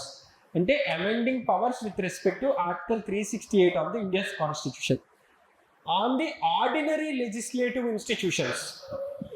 On the ordinary legislative institutions అని ఎందుకు అన్నారు? Because with respect to amendment of constitution, there are two types of institutions. One is a constituent assembly and second is parliament or state legislative assemblies. So the amendment procedure that he is talking about, he is not talking about the original constitution, but with respect to existing parliament and state legislative assemblies. And he says that in these parliaments and state legislative assemblies, there are few hurdles. So starting point should be constituent assembly or amendment of constitution, or why should we have amendments? You should say that though the constituent assembly has given us a constitution, regular amendments are needed because the aspirations of the society changes. That is what Nehru and Ambedkar has said. Finality of constitution is a dead seal. We should not have a dead constitution but a living constitution, which is an organic living document. Start from there and say that, sir, to say that there are only few procedural hurdles is an injustice. Do you think there are only few procedural hurdles? There are a lot of hurdles. You should be able to disprove it by giving what are all those procedural hurdles, right? You can start with respect to the majorities. You can talk with respect to ordinary amendments, constitutional amendments, those coming under Article 368, those not coming under Article 368. Even those coming under Article 368 which can be done by the Parliament and for which federal approval is required. Write about those in point form. That will suffice your question. Initial. Next he says, in view of the statement, examine the procedural and substantive limits on the amending power of the Parliament to change the constitution. Right? So here specifically talk about Parliament, especially those subjects. Maybe you can talk about 7 scheduled subjects, right? Subjects with respect to financial powers, subject with respect to administrative powers. Talk this more from a federal sense. ఇక్కడ జనరల్గా రాశారు, ఇక్కడ federal సెన్స్లో రాయండి. ప్రొసీజరల్కి అయితే సబ్స్టాంటివ్కి వచ్చేటప్పటికి ఖచ్చితంగా basic structure doctor రాయండి. That is what is the question, right? So you can again start amending powers Article 368. We should be flexible and not too rigid. What are the procedural limits? As I told, there are enough number of limitations. What are the majority scheme, ratifications, presidential assets and all these things. Then you can write about, you can even include, I did not include, you can include, you can write about what are the other amendments, restrictions that are possible, and then you can write about substantive limitations and write about basic structure doctrine, right? And judicial review is very important because Article 13, whatever amendments are there, they are subject to judicial review, because if they are against Article 13, they can be struck down. These are the substantive limits, right? So you can write in India, both limits are present. Another question, direct question on collegium system. See, unfair in the 11th question, 12th question, 13th question, 2nd question, judiciary. 4 questions on judiciary. Right? We also felt very congested while we were giving questions or taking classes to say so many things on judiciary. Here we ended up giving a handout or a discussion on constitutional morality in the class. Then we discussed about judicial independence in the class. Questions about judicial independence in the class, right? So for us also it was very difficult because we had to generate so many themes on judiciary. So here if you see, the question is, discuss the evolution of collegium system. Sir, మీరు static polity చదివితే first judges, second judges, third judges, fourth judges case తెలుసు కదా. In the first 3 judges case, they have set up the established collegium system. Through the 4th judges case, or what is known as the NJAC case, they have finalized the collegium system in India. So you can write about all of them, discuss కేవలం వాటి గురించి రాస్తే చాలు, static. Then sorry they have asked about critically examine the advantages and disadvantages of the system. So this is also quite static in nature. You write the advantages because judicial independence will be present, basic structure doctrine will be enhanced. But what are the disadvantages? Judges appointing their own judges. Right? This is completely against doctrine of equality and constitutional morality. So you can write about them, and you can do it with respect to USA. India's case lo enti judges will appoint judges, but US case lo generally the judges are nominated by the the judges are nominated by president, and these judges are then sent to the Senate gives a ratification. But India's case lo enti judges recommend చేస్తారు, president కేవలం దాన్ని appoint చేస్తారు. So political interference అనేది చాలా తక్కువ. But ఎప్పుడైతే senate nomination వస్తుందో political interference అనేది చాలా ఎక్కువ. That is the only difference, right? If you see in India's case, judicial appointments or judiciary is very very important. So judicial అపాయింట్మెంట్స్కి డిఫరెంట్ కేసెస్ ఉన్నాయి, ఇవన్నీ డైరెక్ట్గా కేసెస్ రాసేసుకోవచ్చు మీరు. అడ్వాంటేజెస్ ఏంటి? ఆర్టికల్ 50 కానీ జ్యుడిషియల్ ఇండిపెండెన్స్ కానీ ఇవన్నీ జరుగుతుంది. బట్ డిసడ్వాంటేజెస్ ఏంటి? నెపోటిజం ఇష్యూస్ కానీ, ఓపేక్నెస్ కానీ, రైట్, ఆర్బిటరీనెస్ కానీ, చెక్స్ అండ్ బ్యాలెన్సెస్ లేకపోవడం కానీ, ఇవన్నీ common what do I mean to say allegations that you get against the judiciary in case of India. Then, but however, there you see, please, okay, you can write about US system. US ఏంటి? The president appoints, but the Senate must confirm it. So politicization ki chance ఎక్కువ. Here you can write some better systems or international systems like Britain and Canada. Britain and Canada have separate commissions for judicial appointment. So you can write that as your conclusion also. You can say that neither the Indian system nor the US system is good. Indian system lo problem enti judges are appointing judges. So you are saying not fair, not transparent. US case lo president is appointing the judges. At least you are saying it is transparent. But problem is there is scope for politicization. So neither the system is good.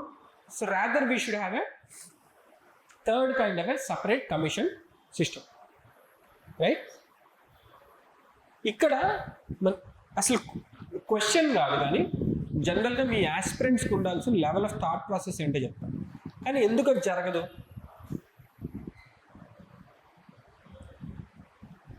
What ever logic I said, why does that not generally happen?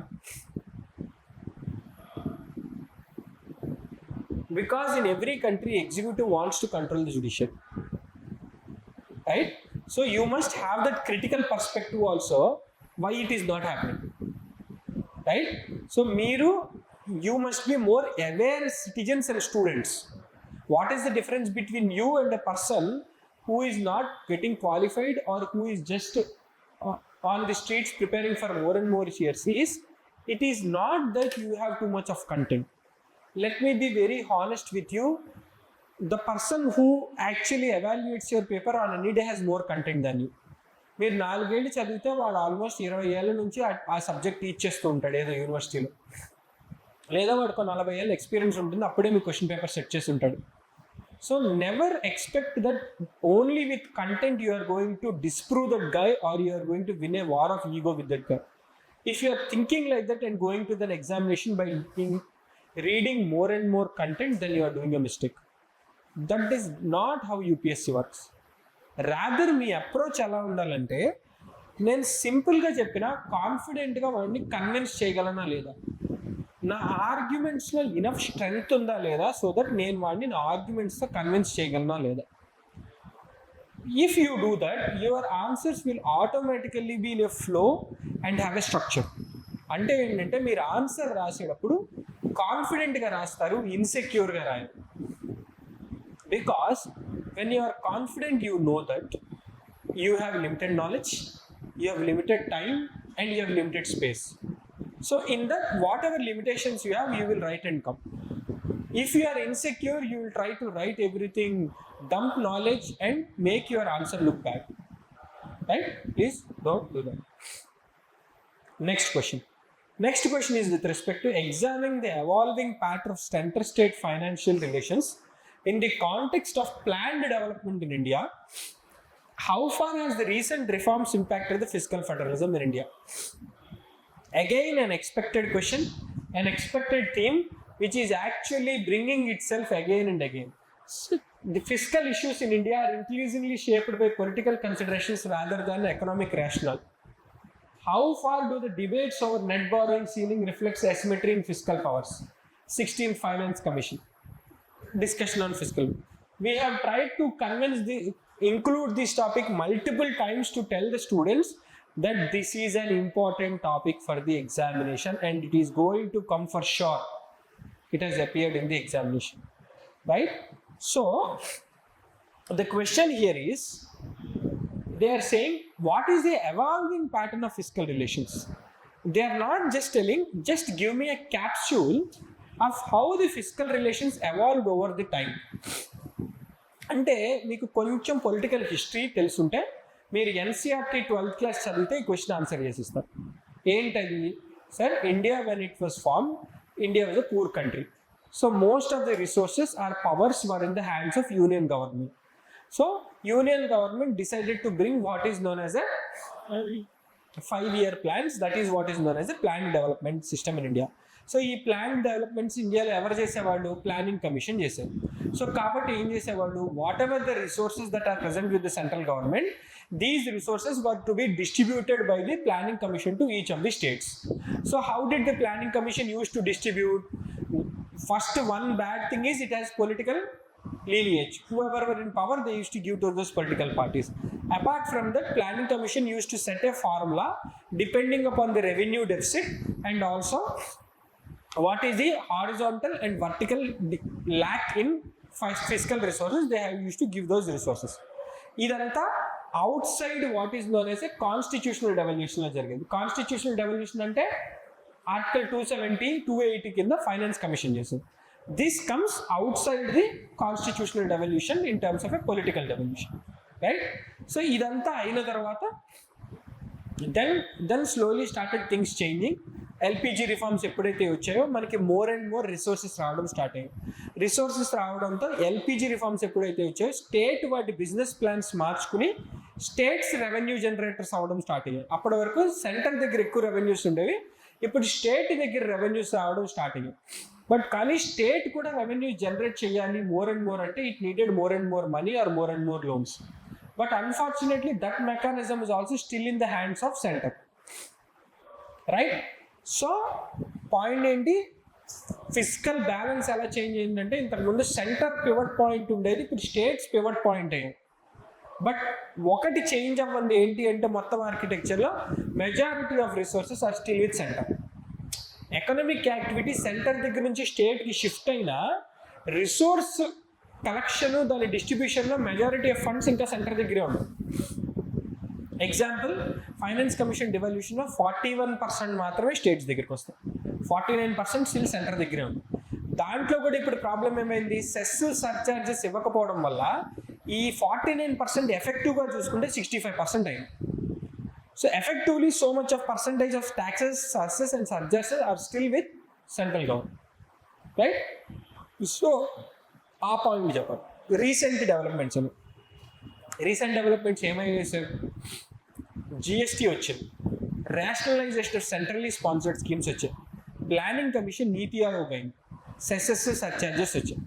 So వీటి గురించి advantage disadvantage discuss చేయాలి. So that is what is more on less your question. So start with physical federalism. అసలు federalism అంటే ఏంటి? Federalism అంటే it's kind of a political contract between different organs. ఈ political contracts physical స్పేస్లో చూసుకున్నట్టయితే ఉన్న రిసోర్సెస్ని ఎలాగ డిఫరెంట్ యూనిట్స్లో డివైడ్ చేస్తా ఉన్నది ఫిజికల్ ఫెడరలిజం.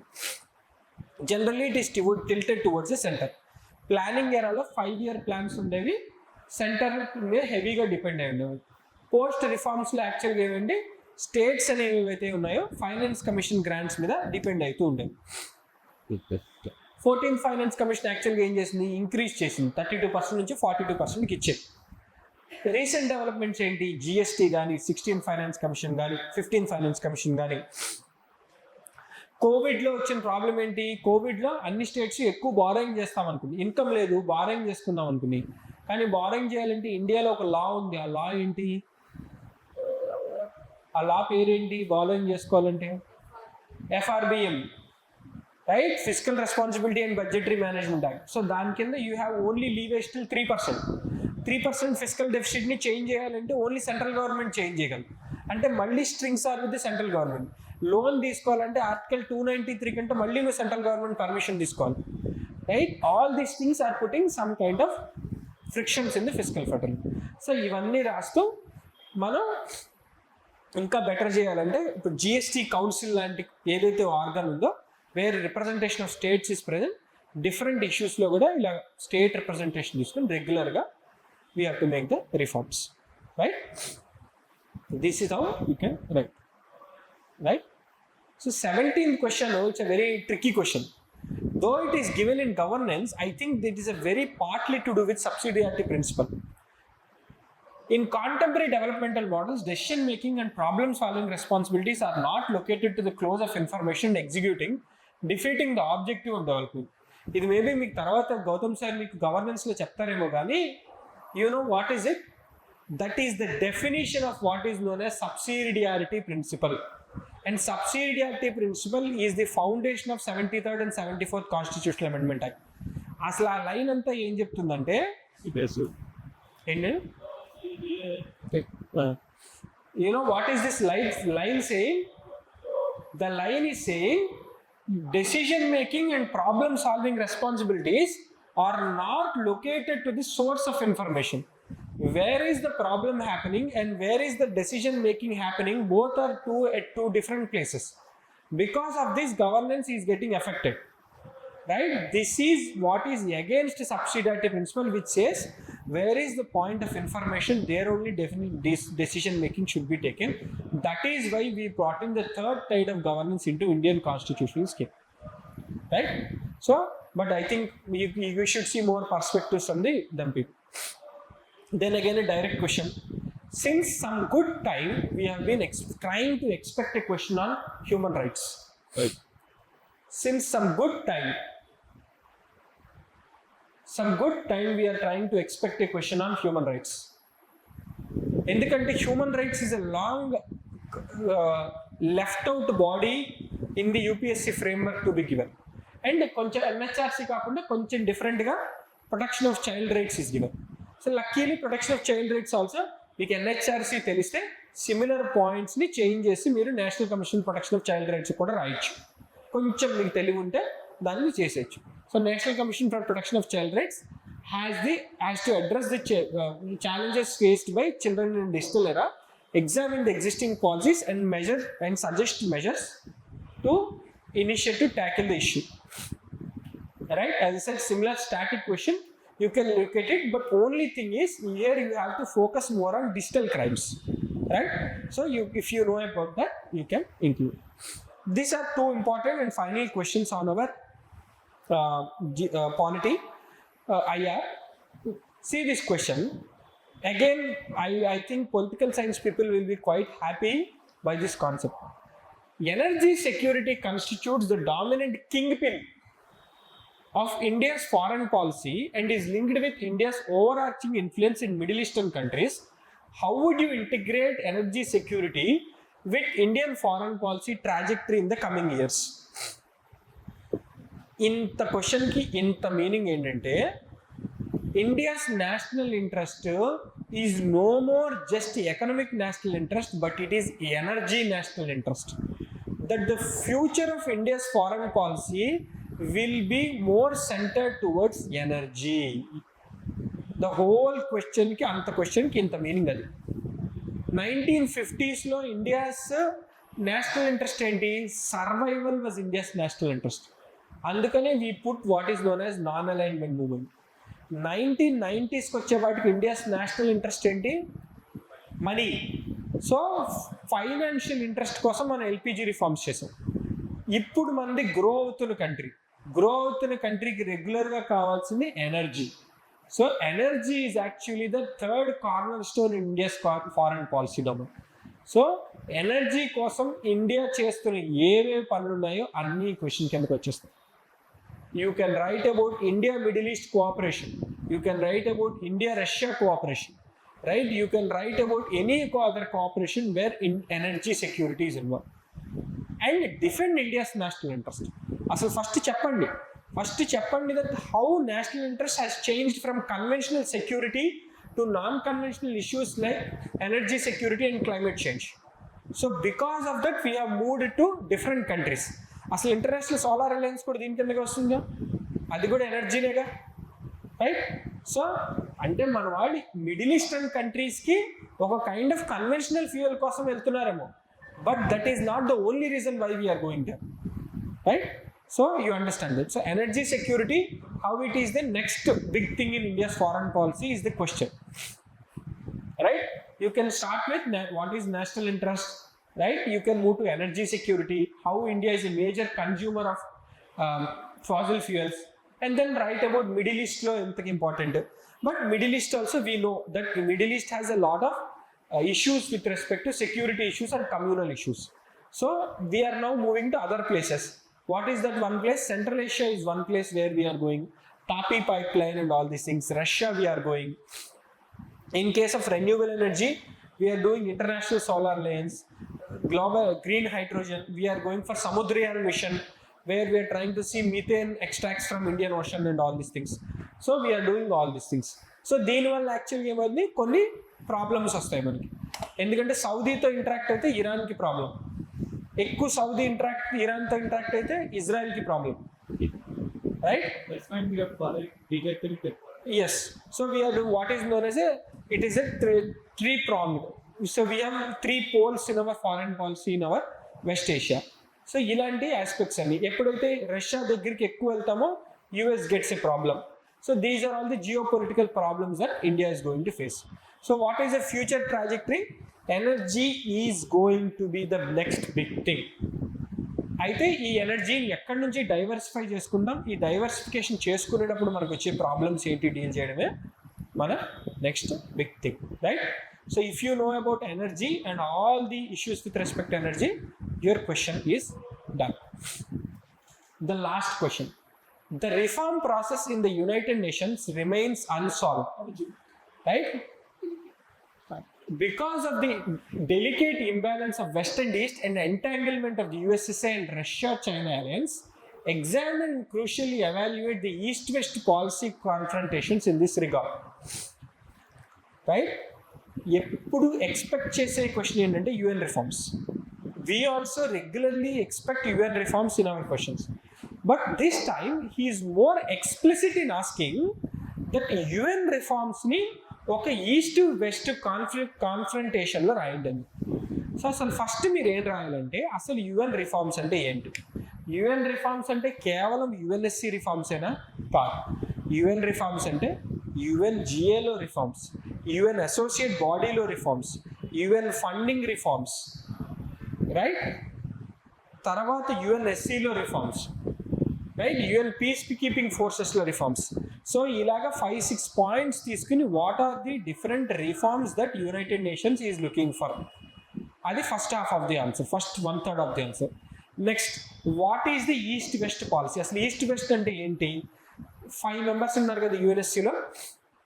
ఆ 5 మెంబర్స్లో ఈస్ట్ నుంచి ఉన్న వాళ్ళు 2, రష్యా అండ్ చైనా, మిగిలిన వాళ్ళందరూ వెస్ట్ అనుకుందాం ఫర్ సపోజ్. వెస్ట్లో కూడా there is no kind of coherence, right?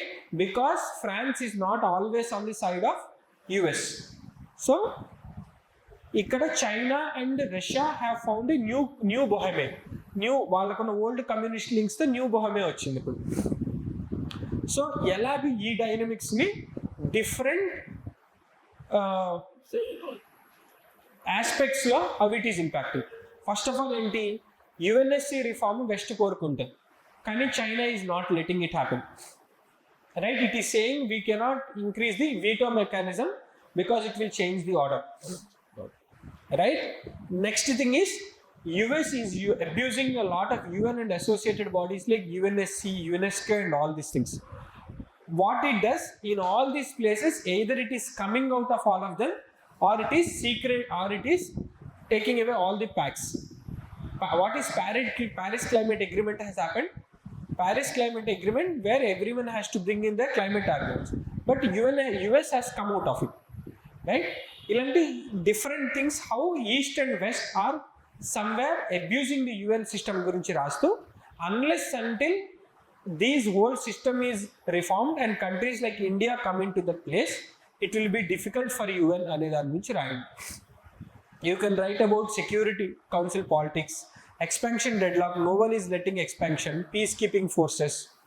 Right, you can write about all these things and say, first of all, very importantly, global south is not present. Africa, such a big continent, is not present. India is not present. All these things should be happen. Right? UN cannot be just a great power or major power club. There needs to be a lot many more middle powers that should come into the system. So in this way, you can write the paper. So I am very confident that a person with decent knowledge of UPSC GS-2 also can write all these answers. But the thing is, where a lot of students falter is, one, the lack of practice, and two, the aspect of confidence. Me andarki content తెలుసు. I can tell you for sure that when you are nodding for all the things I am telling in the class, it means you know them. If you don't even know, maybe then I can think you don't know these things. You already know all these things. Just that when the time comes, you are unable to recollect and write them on paper. So my sincere suggestion to you is, from today itself, for each of the topic in your syllabus, try to make short notes, revise them multiple number of times and write tests. Only then you can build the muscle memory to write the answers. ఎప్పుడైతే మీరు ఆన్సర్స్లో qualitative improvement చూస్తారో అప్పుడు మీ మీద మీకే confidence వచ్చేస్తుంది. No, I can attempt any question. ఆ తర్వాత ఈ క్వశ్చన్స్ అన్ని మీకు చైల్డ్స్ ప్లే. క్వశ్చన్ చూస్తారు, దాని కోర్ ఐడెంటిఫై చేస్తారు, అనాలిసిస్ చేస్తారు, స్ట్రక్చరింగ్ రాస్తారు, టకటక ఆన్సర్ రాసుకొస్తారు. Right, so don't worry about all these things, you can do them. రైట్, now we'll take a just short break. I think now Governance Sir will come and discuss those left out 5-6 questions and we will finish. Thank you. Don't worry, I'll finish fast. Yes. Max 25-30 minutes. Right? How many questions did you do? 40? Total approximate, almost. Polity and IR in combination. Right? I will be dealing with governance and justice. Right? Again, how would you say? Basic rules. Whenever you're writing governance and social justice, one which is very important to be written are jargons. That you cannot write society and governance without jargons. Or we say keywords. The second thing that you would always have to remember is examples. And when we say examples, the best thing that I would tell you is always keep some bunch of best practices for the syllabus lines. Now, when you have this set of best practices for the syllabus lines, I think you will be able to incorporate. And third dimension that you will have to see is the dimensional analysis always. Don't restrict your answer only to quality governance, but ensure that you bring in economy, society, social justice, everything in governance. Right? Because administration is one of the holistic dimension that you always have to remember. So you will have to talk about the dimensional analysis and dimensional diversity that will exist. These three are very important whenever we are writing governance and social justice, and wherever it is possible, use constitutional articles. That's a cheat code. Right? That's a cheat code that you can definitely add in. Use constitutional articles. That means Most of us would think in polity we have used, but in governance we need not use. No. Don't have those. Mostly what you see, keep your DPSPs and fundamental duties ready. You have them and keep them ready. You can use them as intro, you can use them as conclusion. Anything can be done with these two, right? Because these are good repository of points, these are good repositories of structure that you can also remember in NLP. Just as one specific point with respect to justice is usage of data. Right? Now, any question that is asked, don't leave it without data.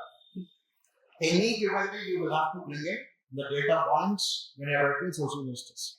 And little bit of extra that we can do in governance is have some bunch of flowcharts. Right? Now, one small disclaimer that I would want to keep here. Whenever you see governance questions,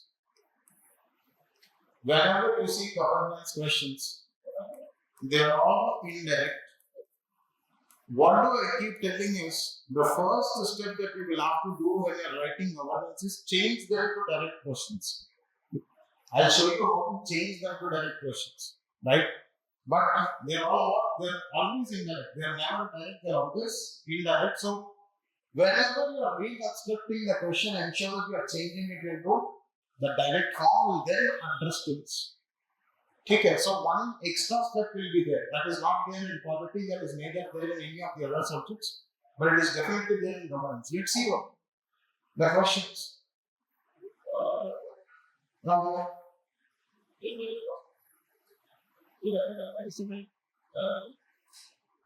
now look at question number 6. When you look at question number 6, it is talking about the women's social capital complements in advancing empowerment and gender equity. Right? Explain. Now, a normal candidate will start doing research on social capital. But I don't know, this is what indirect. They are simply asking you nothing but SH. In SH, what is happening? Some bunch of women coming together. And when women are coming together working for the empowerment of women, that is depending upon social capital. It is only that here under exam pressure you should be able to decipher that. If you don't decipher, it's a tough question. If you decipher, it's an easy question. Because all of self-help group that we study is what based on empowerment and gender equality. Instead of using self-help group, we will use women's social character. Right? So what would you do? You would start off by talking about what do you mean by women's social capital. Women's social capital is all about what? The network that is working, that is sharing the mutual trust, and that is responsible for what we did for women empowerment or gender inclusion. Stop. For women empowerment or gender inclusion. Basic, simple, straightforward, understand. Now, once you do this, there are 2-3 options that you have. Either you can talk about what are the components of this, and how are these components promoting empowerment and equity, or you can straight away get into what? Again, our page alignment. Question: what is women's social capital? I will talk about the components of social capital. What are the components of social capital? Whatever we have written in the definition. It is what? It is something which is community centered. It is something with overall participation. It is something which has got to do with deal with access to our resources and opportunities. All these are what components of social capital, human social capital that we are talking. And then straight away keep a heading talking about what? Heading talking about advancing empowerment and gender equity. Advancing empowerment and gender equity. In what all dimensions is it promoted? One simple aspect that you always remember is what steering approach. How is it doing socially? How is it doing technologically? How is it doing politically? How is it doing economically? How is it doing legally? How is it doing in administration? We can hardly talk about those dynamics, right? You see, empowerment here talks about political empowerment, right? The ability to participate. Economic empowerment means what? Financial inclusion, economic opportunities, right? We can talk about entrepreneurial skills which are being built, right? The habit of thrift. All those points that you like for SSG have to be written here. Now, will you read the answer here? One simple suggestion that I keep telling is, I follow this trick of cut and heal. What is this trick of cut and heal? I myself will talk about the challenges here, and myself will talk about measures. So what am I writing? I am writing how is it promoting all this? Then what are the existing challenges? 1, 2, 3. What are the measures? 1, 2, 3. What are the existing challenges? Financial literacy, the social polarization that is existing, right? You see, incomplete understanding of gender inclusion. All of these are what the challenges. What kind of measures? Awareness, skill building, women-centric activities and women-centric schemes. Talk about this. And then talk about what? Simple conclusion. What is the conclusion? You conclude with SDG 5. Conclude with SDG 5. No extra dimensions. Now, why do we follow this cut and heal mechanism? Did they ask you challenges? No. Did they ask you measures? No. But you have to understand in governance and social justice, we always have challenges. We always have challenges. And that is the reason why we put in the binary that these challenges are existing and these are one of the measures which are to be written. Right? So that could be the basic structure for this particular question. Next. Again, a simple question. They are asking a simple question. That what is e-governance? E-governance projects have a built-in bias towards technology and back-end integration than user-centric design. That is what I told you, that governance missions are always in there. What are they asking? They are asking technological, infrastructural, and security challenges of e-governance. That is all they are asking. They are saying built-in bias towards technology and back-end integration than user-centric design. Unnecessary verbatim material, that is what is making a governance difficult. Why people say Tier 2 was tough? Because of this wording. Otherwise, it is the same repeated questions which are existing. So they have asked you what are the technological issues with respect to e-governance, infrastructure and security issues with respect to e-governance. Right? That is what is meant by built-in bias towards technology and back-end integration. So straight away, what is the structure when you look at the template of profile of writing? Simple. Introduce what is e-governance. Right? And you see that what is going to happen? E-governance is going to promote what kind of governance? The smart governance. And e-governance is going to talk about what? Efficiency, effectiveness, equity, utility, all of these dimensions. So you draw some flowchart of e-governance.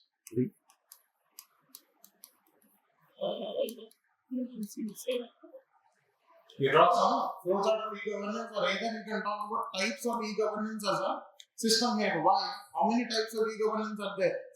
B2B, G2C, the C2G, right? G2B. There are so many, right? So you have G2G. Different models of e-governance. You talk about those different models that could also be single flowchart which is existing, and straight away get into what? Bias in technology and back-end integration. Bias in technology and back-end integration. What all issues are there with respect to technology? Majorly it is digital divide. Majorly it is digital literacy. Majorly it is digital privacy.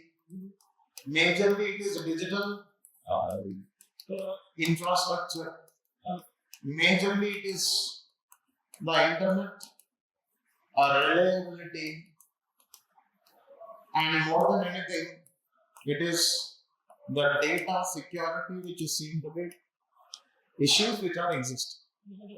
So the divide, the literacy, the privacy, infrastructure, reliability, security, all of these are existing.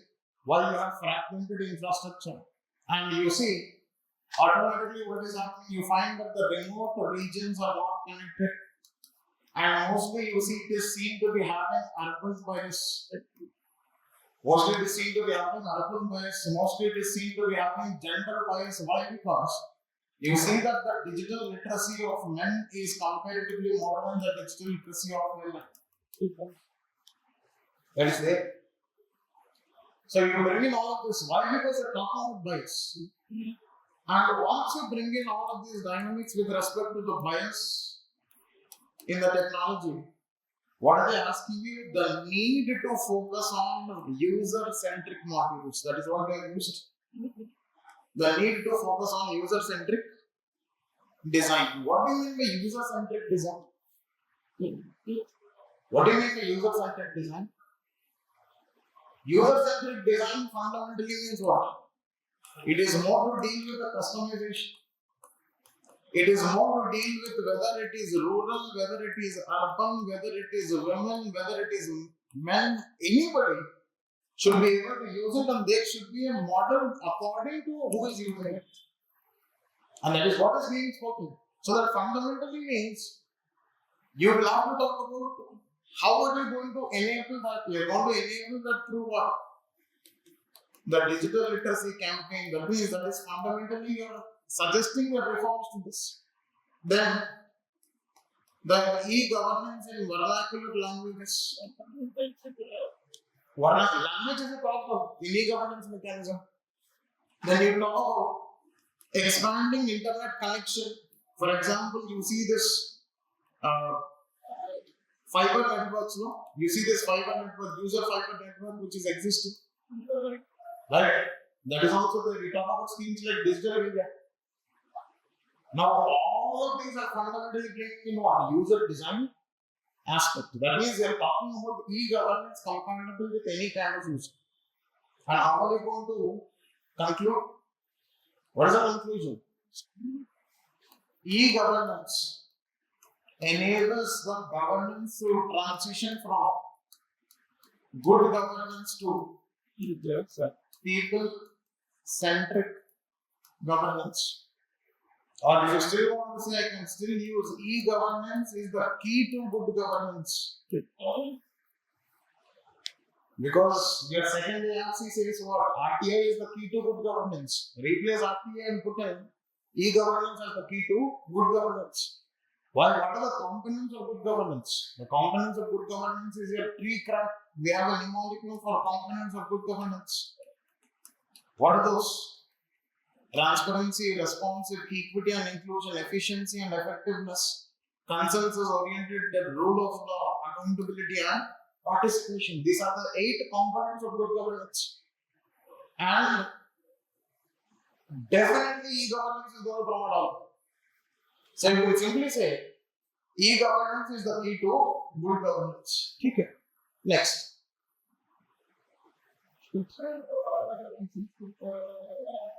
Civil society organizations are often perceived as anti-state actors than non-state actors. Do you agree? Justify. Right? They're simply asking you challenges and significance. That's all. Why anti-state means challenges. No, non-state means significance. Very simple. So what should be the structure here? That is what I told you, my dear. Governance is just those 3-4 lines of your syllabus. And just playing there, provided you are able to decode the question here. Simply start off with respect to what are civil society organizations. And once you discover about civil society organizations, you can simply say what civil society organization is an agent of development. You see, this is government. You see, this is civil society organization. And you see, this is market. And what is converging is the process of development. What is converging is the process of governance. Anything you can write. That you can simply put as a flowchart here. And you can say what are the different types of civil society organization if you wish to check. And then talk about what? Civil society organization as anti-state. How is it anti-state? With respect to poor accountability, with respect to the bias in the action, and not only bias in the action but also the regional presence. You also see sometimes it also promotes blockade activism. What happened with respect to Goutham? What happened with respect to Goutham and Greenpeace? It has mobilized the people to go for blockade activism, for poor accountability.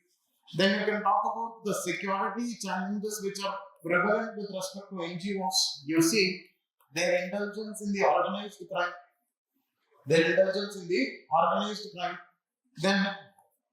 lack of reporting mechanism that is seen to be existing, poor audit mechanism that is seen to be existing. Poor audit, poor reporting, and they are also anti-national or anti-state for the reason of professionalism, lack of professionalism in their functioning. So talk about that, yes, they are anti-state. Then you can simply say civil society organization as a non-state organizations. That means you are not completely accepting that they are anti-state, but you are saying they are doing their own part. And whenever you are saying it is non-state, talk about what is the significance. I keep talking about the significance of any civil society organization as mass seva. Any civil society, SSG, citizen chapter, social audit, all of this you can have writing this. What is this mass seva? It is a mobilizer. It advocates. It is a service provider. It is an educator. It is a watchtower. And it maintains accountability.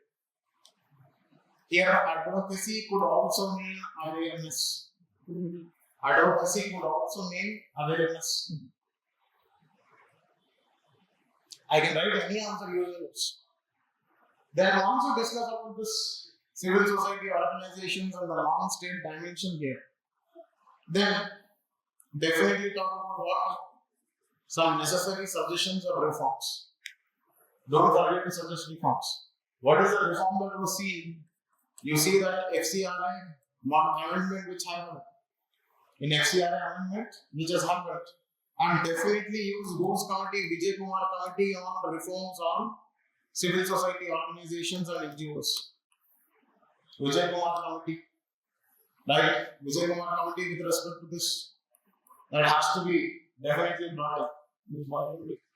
Or we can also talk about some aspects like Goutham portal, some dimensions like Goutham portal which has been brought in to reform the functioning of NGOs. So any of these can be brought in with respect to civil society organizations. Okay. Next.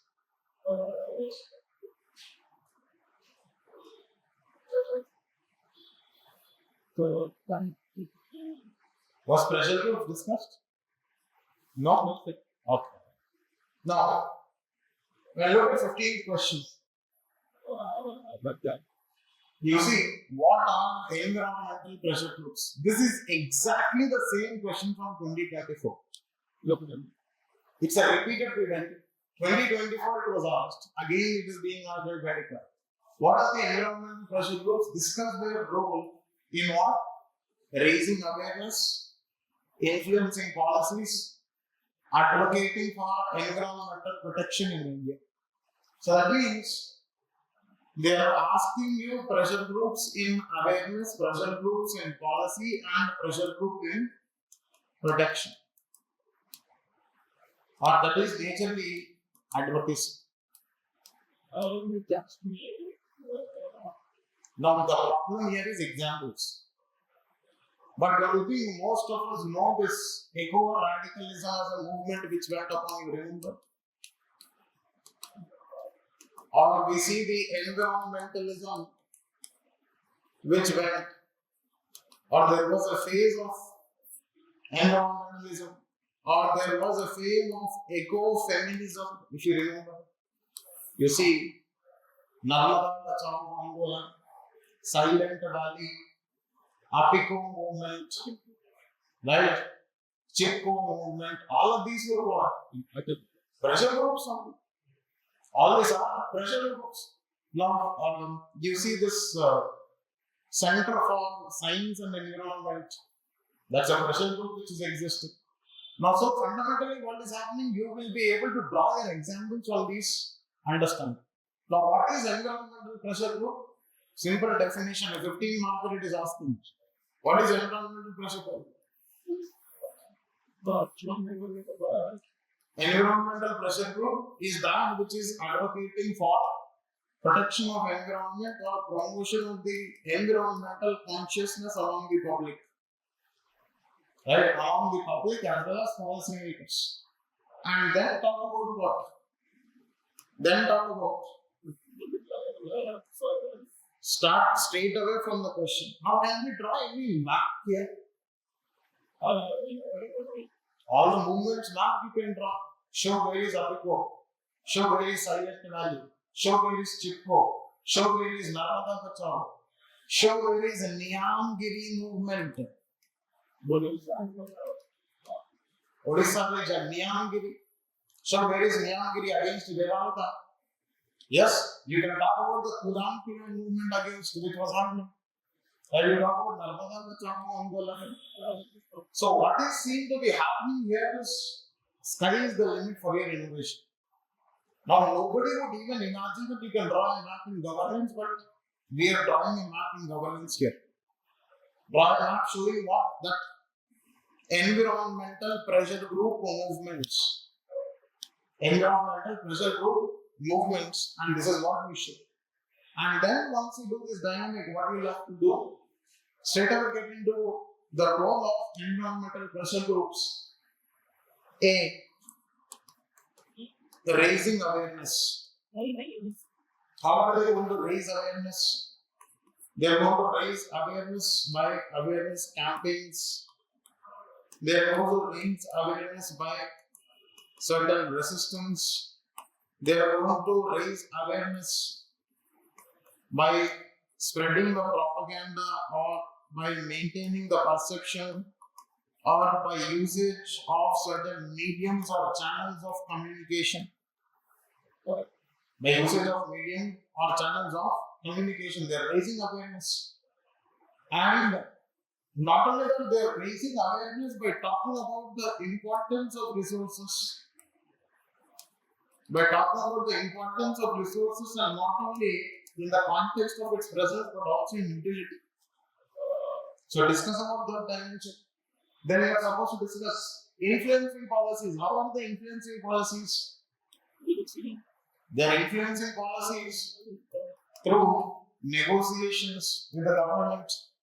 They are influencing policies through negotiations, through demonstrations, or maybe through electioneering mechanism. That means somebody from that particular group might be present in some of the political parties where they can bring in the connection.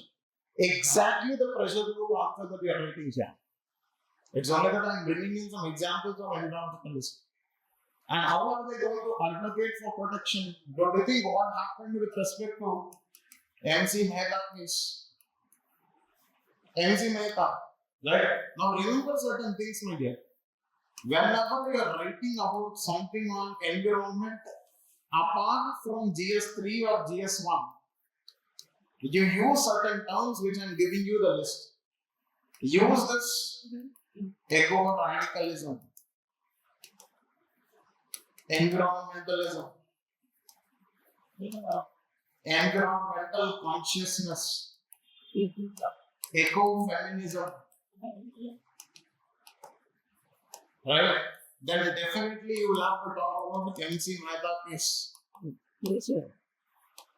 Then not only MC Mehta case, you will have to talk about the principles of strict and absolute liability, the aspects of polluters pay principle, then the dimensions of public trust doctrine, and definitely Article 48A and 51A. See, whatever be the question on environment apart from GS1 and GS3, dump in these words. That will bring in a lot of addition. And don't forget to use Article 48A and 51A. Obviously, you know what is 48A? Reduction of environment, DPSP. 51A, you have the fundamental duties in protecting environment, nature, wildlife, all of that. Right? So, use this set of words. How are you going to conclude? You can conclude that environmental pressure groups are the agents in promoting the aspects of sustainable development. You can talk about link environmental pressure groups with sustainable development. Or don't you think environmental pressure groups would be key in implementation of ESG norms? People have been talking about ESG norms. What are ESG norms? Yes. What are ESG norms?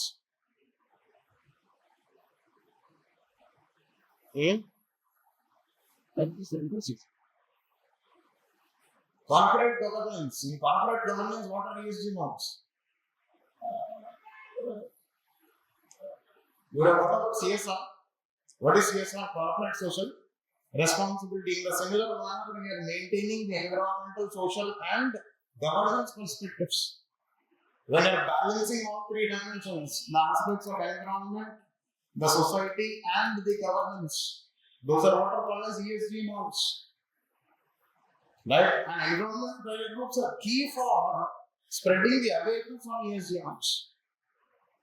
And people have been talking about ESG norms in the recent past. They have started transitioning from CSR towards ESG.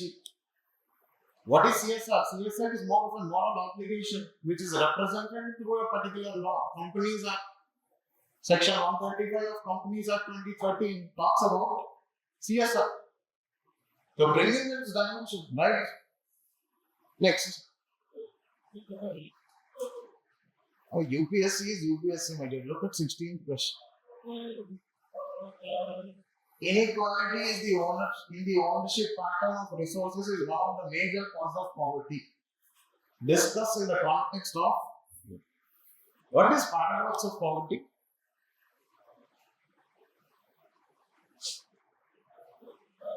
What is a paradox?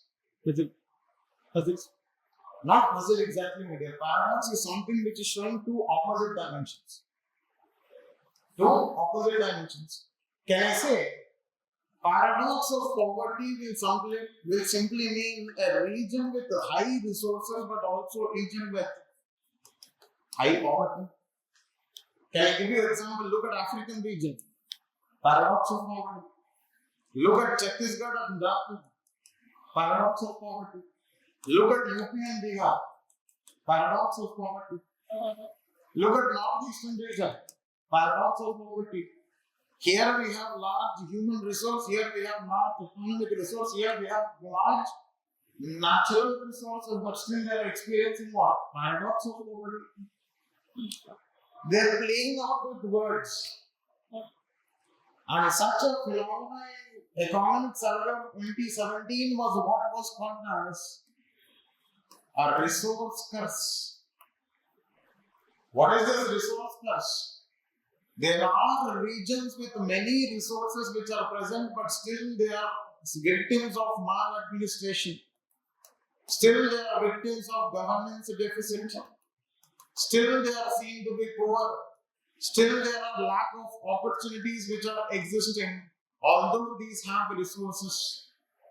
That means the abundance of resources in that region by themselves are acting like what? Curse. And they are just depending upon the revenue that they are getting from the resources. Nothing better, no improvement. You look at Chhattisgarh. You look at South African region. All of these regions are having resources, and the people there and the administration there is what depending upon royalty that they are getting on the resources. Are they trying to improve? Are they trying to govern? Are they trying to administer? Are they trying to generate employment? No. So fundamentally, what is seen to be happening, you see that they are bringing in this dimension of resource perspective.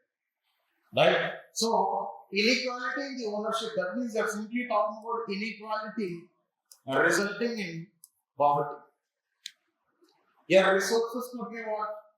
Resources could be economic resources, resources could be natural resources, resources could be financial resources, resources could be infrastructural resources, anything. And that is where you are going to generate your dimensions in this question. Question on the face of it is tough, but it is not very tough. You understand it. Right? So what can we show? Paradox of poverty. You define what is paradox of poverty.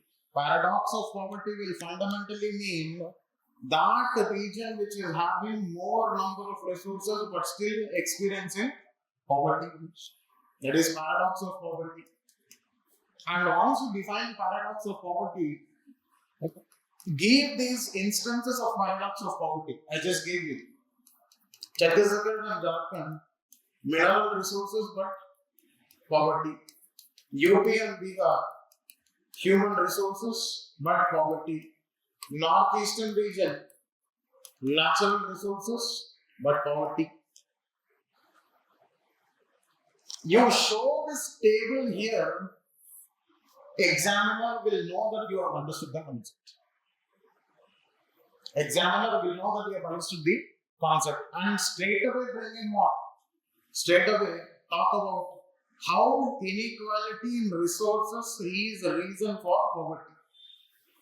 How inequality in resources is a reason for poverty. A. Economic resources. What all is happening? B. Natural resources. What all is happening? C. You talk about financial resources. What all is happening? D. You talk about infrastructural resources. What all is happening? How infrastructural resources inequality results in poverty? That we can see. How economic resources, how financial resources, how natural resources, all of this is going to definitely result in what? Some kind of poverty. Now the other dimension that we can generate here is what? Poverty can also result in inequality. Yes. So one simple generation that you can write here is poverty resulting in inequality. 1, 2, 3. And then talk about what? Talk about measures. Measures. Definitely bring in measures. What kind of measures? I already told you. Go for early structure. Administrative, legislative, institutional. Administrative could also mean what? Constitutional. Administrative could also mean what? Policy. Legislative and institutional measures to tackle poverty. To tackle poverty. And then conclude. What can you conclude? Simple 2-3 conclusions are what made either conclude with Amartya Sen's capability approach or Amartya Sen's human development approach Or you can also conclude with SDG1. Anything is fine. SDG1, or you can also say the Kudumbashree model of poverty alleviation. The Kudumbashree model of poverty alleviation. What is this Kudumbashree model of poverty alleviation? SHG, usage of role of SHG in poverty alleviation. So bring in that dynamism. You can bring in that aspect here. Right? Although the question seems tough, it is an easy question. That is why I told you in governance, all that you will have to remember is what? Question is asked indirectly, you will have to change it to direct question. The contemporary development models, decision making, and problem solving responsibilities are not located close to the source of information and execution, defeating the objective for development critically evaluate. Exam hall in the questions are there right? Contemporary development models, model is happening, decision making and problem solving responsibilities are not located closer to the source of information and execution, defeating the objectives of development. Option there. Contemporary development models, what is happening? Some decision making and problem solving, both of them are not present near source of information, they are not present near execution. That means what are they simply telling? They are telling planning and execution are far away. Like they are not working in tandem. They are not working in tandem. Planning and execution is far away is what is fundamentally observed here. And not only that, what do you see? Decision making and problem solving is what? Not only planning, not only execution, but you also the public grievance redressal is also very far away. That is what is being asked here. So one dimension is what? Straight away start off with what is developmental definition. Once you see number of definitions, what is the basic understanding of development? Progress. Progress in a respective field or respective sector or respective region is development. Now, when I look at this, what are the objectives of development should be the first. What are the objectives of development? In general, any objective of development is what? Welfare, opportunities, inclusion, right? Inclusion, participation, anything. And once you talk about these objectives of development, or it could also be like good governance, anything like it, all of those dynamics are objectives of development. Now, what are they asking you? When you look at the direction of the question, it is talking about decision making and problem solving responsibilities are not located close to the source of information and execution. That fundamentally means what? You see, now this question will you go for paragraph writing or point writing? Paragraphs. Question first. Exam right? Second, you can't generate separate sections. And we would miss precision and we would miss all, we would be defeating the purpose of writing this. So the easiest way to address this question is to go for paragraph format. Now when you go for paragraph format, what do you see? It is talking about that the decision making and the grievance redressal is not close to the point of information. That means the planning is different. How the planning is different? It is being made by the different way. Right? Who is doing this planning? Planning is majorly done by the legislature. right? And who's doing the execution? Execution is done by the executives. And what is seen to be happening? There is lack of coordination that is seen to be existing. There is lack of multi-level planning. There is lack of decentralized planning. And there is lack of effective execution, and there is lack of reinforced execution. And because of all of this, what is seen to be happening, you find that there are multiple public grievances which are emerging. And what is seen to be happening, the public grievance redressal mechanism is not very active. And what should be the nature of any public grievance redressal mechanism? It should be able to erase. It should be easy. It should be responsive. It should be accessible. It should be scalable. It should be effective. Any public grievance redressal mechanism should be able to erase the grievance. How? By being easy, simple, scalable, accessible, responsive, effective. But is the grievance redressal like this? No. And not only that, you also see there is also issue that is existing with respect to policy research. Now, because at the end of the day, if you look at the question, they are asking you about what media? The policy supply chain. You see, first initially policy agenda, then policy research, then policy making, then what? Policy execution, then what? Policy monitoring, then what? Policy evaluation, then what?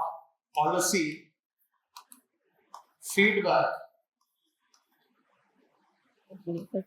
policy feedback,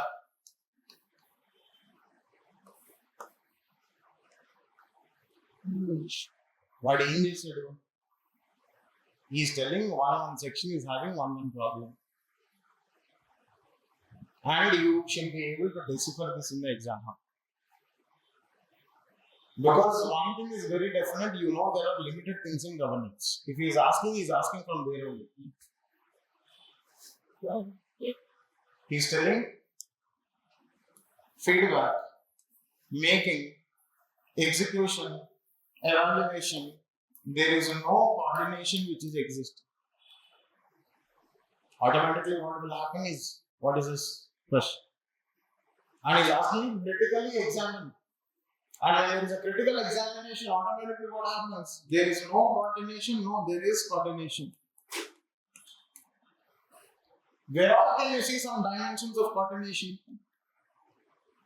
When you see the democratic pluralism to be existing, what is democratic pluralism? You see, many agencies are seen to be existing in the process of democratic aspect. So that is seen where we see this. We see decentralized planning and grievance in the context of 73rd and 74th Amendment. So one side there is no coordination, the other side there is coordination which is existing. And finally, what are we supposed to talk about? We are supposed to talk about some policy reforms. You will have to manage such questions. That's what I believe. Like, you can't expect a perfect answer for such question. All that you will have to do in exam hall is manage those questions. And the last question. The National Commission for NCPCR has to address challenges faced by children in the digital by examining the existing policies and suggest measures that can initiate or tackle. Simple question again. Right? NCPCR. It is talking about what? Challenges, examine the measures, and not only examine the existing policies, but is also talking about suggest measures. Now, what kind of digital era? They are very clear. What are the challenges that are being faced by children in digital era? And we could. Majorly it is with respect to what? Addiction, exploitation, Right. majorly centered on addiction and exploitation. Yes, and around this, what all do you see with respect to children? In the context of children, it is with respect to privacy, it is with respect to their data, it is with respect to literacy, it is with respect to awareness. You would see cyberbullying, right? Child pornographic content. So you have multiple issues which are seen to be existing in the context of digital era. Now that means the digital era would have more of psychological, mental, emotional issues which are being faced by the children. And NCPCR should be able to tackle that. And what are the existing policies for such? What are they? Now you have your Juvenile Justice Act, you have your Children's Court, you have Mano Darpan portal for the mental health of the children, right?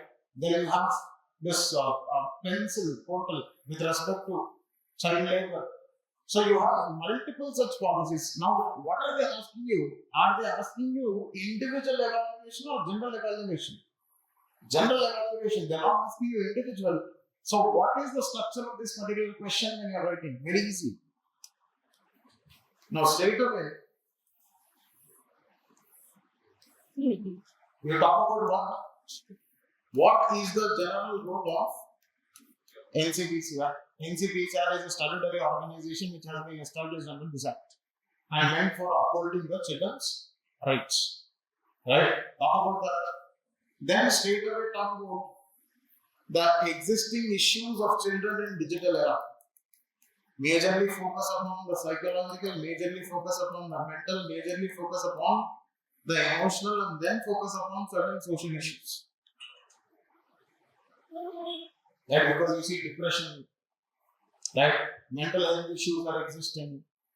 The lack of awareness with respect to number of exploitations which are made. Right? So all of those aspects you discuss. And then you would talk about what? Existing policies. I told you, we can talk about right to education. You talk about pencil. You talk about the Mano Darpan. Right? Or you talk about what? Juvenile Justice Act. You talk about Children's Court. You talk about the POCSO Act. All these are policies which are existing. Evaluation. Evaluation of these policies. Effective, not effective. Effective, not effective. Right there only. You divide the page into two, effective, not effective. And what are they asking you? Measures. They are asking you measures. Please do not forget to write the process of socialization in measures. Examiner will be yearning to see this question, to see this suggestion in your answer. Most of us will be not talk about administrative, constitutional, policy, legal, institutional, fantastic material. First, we should start with what? Socialization. We talk about the example of China. Right? You talk about the example of China. You talk about the example of Australia, which has what in the norms. You talk about the example of Canada, which has what in the norms with respect to usage of social media with children. Socialization has to be emphasized first. And then talk about administrative, legislative, institutional. They're asking you to suggest measures. And then, how are you going to conclude? What is the conclusion? What conclusion?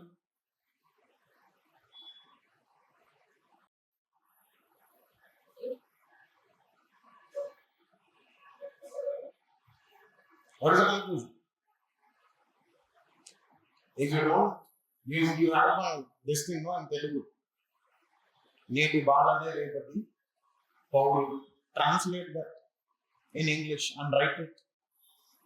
Or if you can't write that, you can simply say the strength of the nation would depend upon the efficacy of upholding the rights of the children.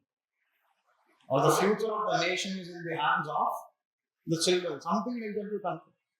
Or we can talk about taking, there are one classic person who has worked for the children is what again? Kailash Satyarthi, bringing his reference. Yes. With respect to Bachpan Bachao Andolan, expanding the role. It's not only about the government and its policy, but also the responsibility of parents. Yes, you can come through. That should be also fantastic. You can say value-based education. You can say value-based education would also enable the children to be aware and uphold the rights. We can talk about that. Sir, can we do the analysis? You can, but I would say more Indianness. If I was writing Pakistan civil services, then maybe. Right? I only include, because I have IAS authority here. I understand both of them share the peace prize, but I'm more Indian. Okay, Desi. Right? So, that is all with respect to governance and social justice. Right? So, ensure that you maintain. I already told you, it is an indirect question translated into a direct question and relevance. You try to address it as an indirect question, you would never answer governance questions in your lifetime. And there is no constant source for governance, there is a problem. So what is the simplest technique that I keep telling? Follow the syllabus line. Make the basic notes of syllabus lines. Because anyway, you see all of these questions were basics on. And you are good to go to answer these particular questions. Questioning is tough, answering is easy. Right?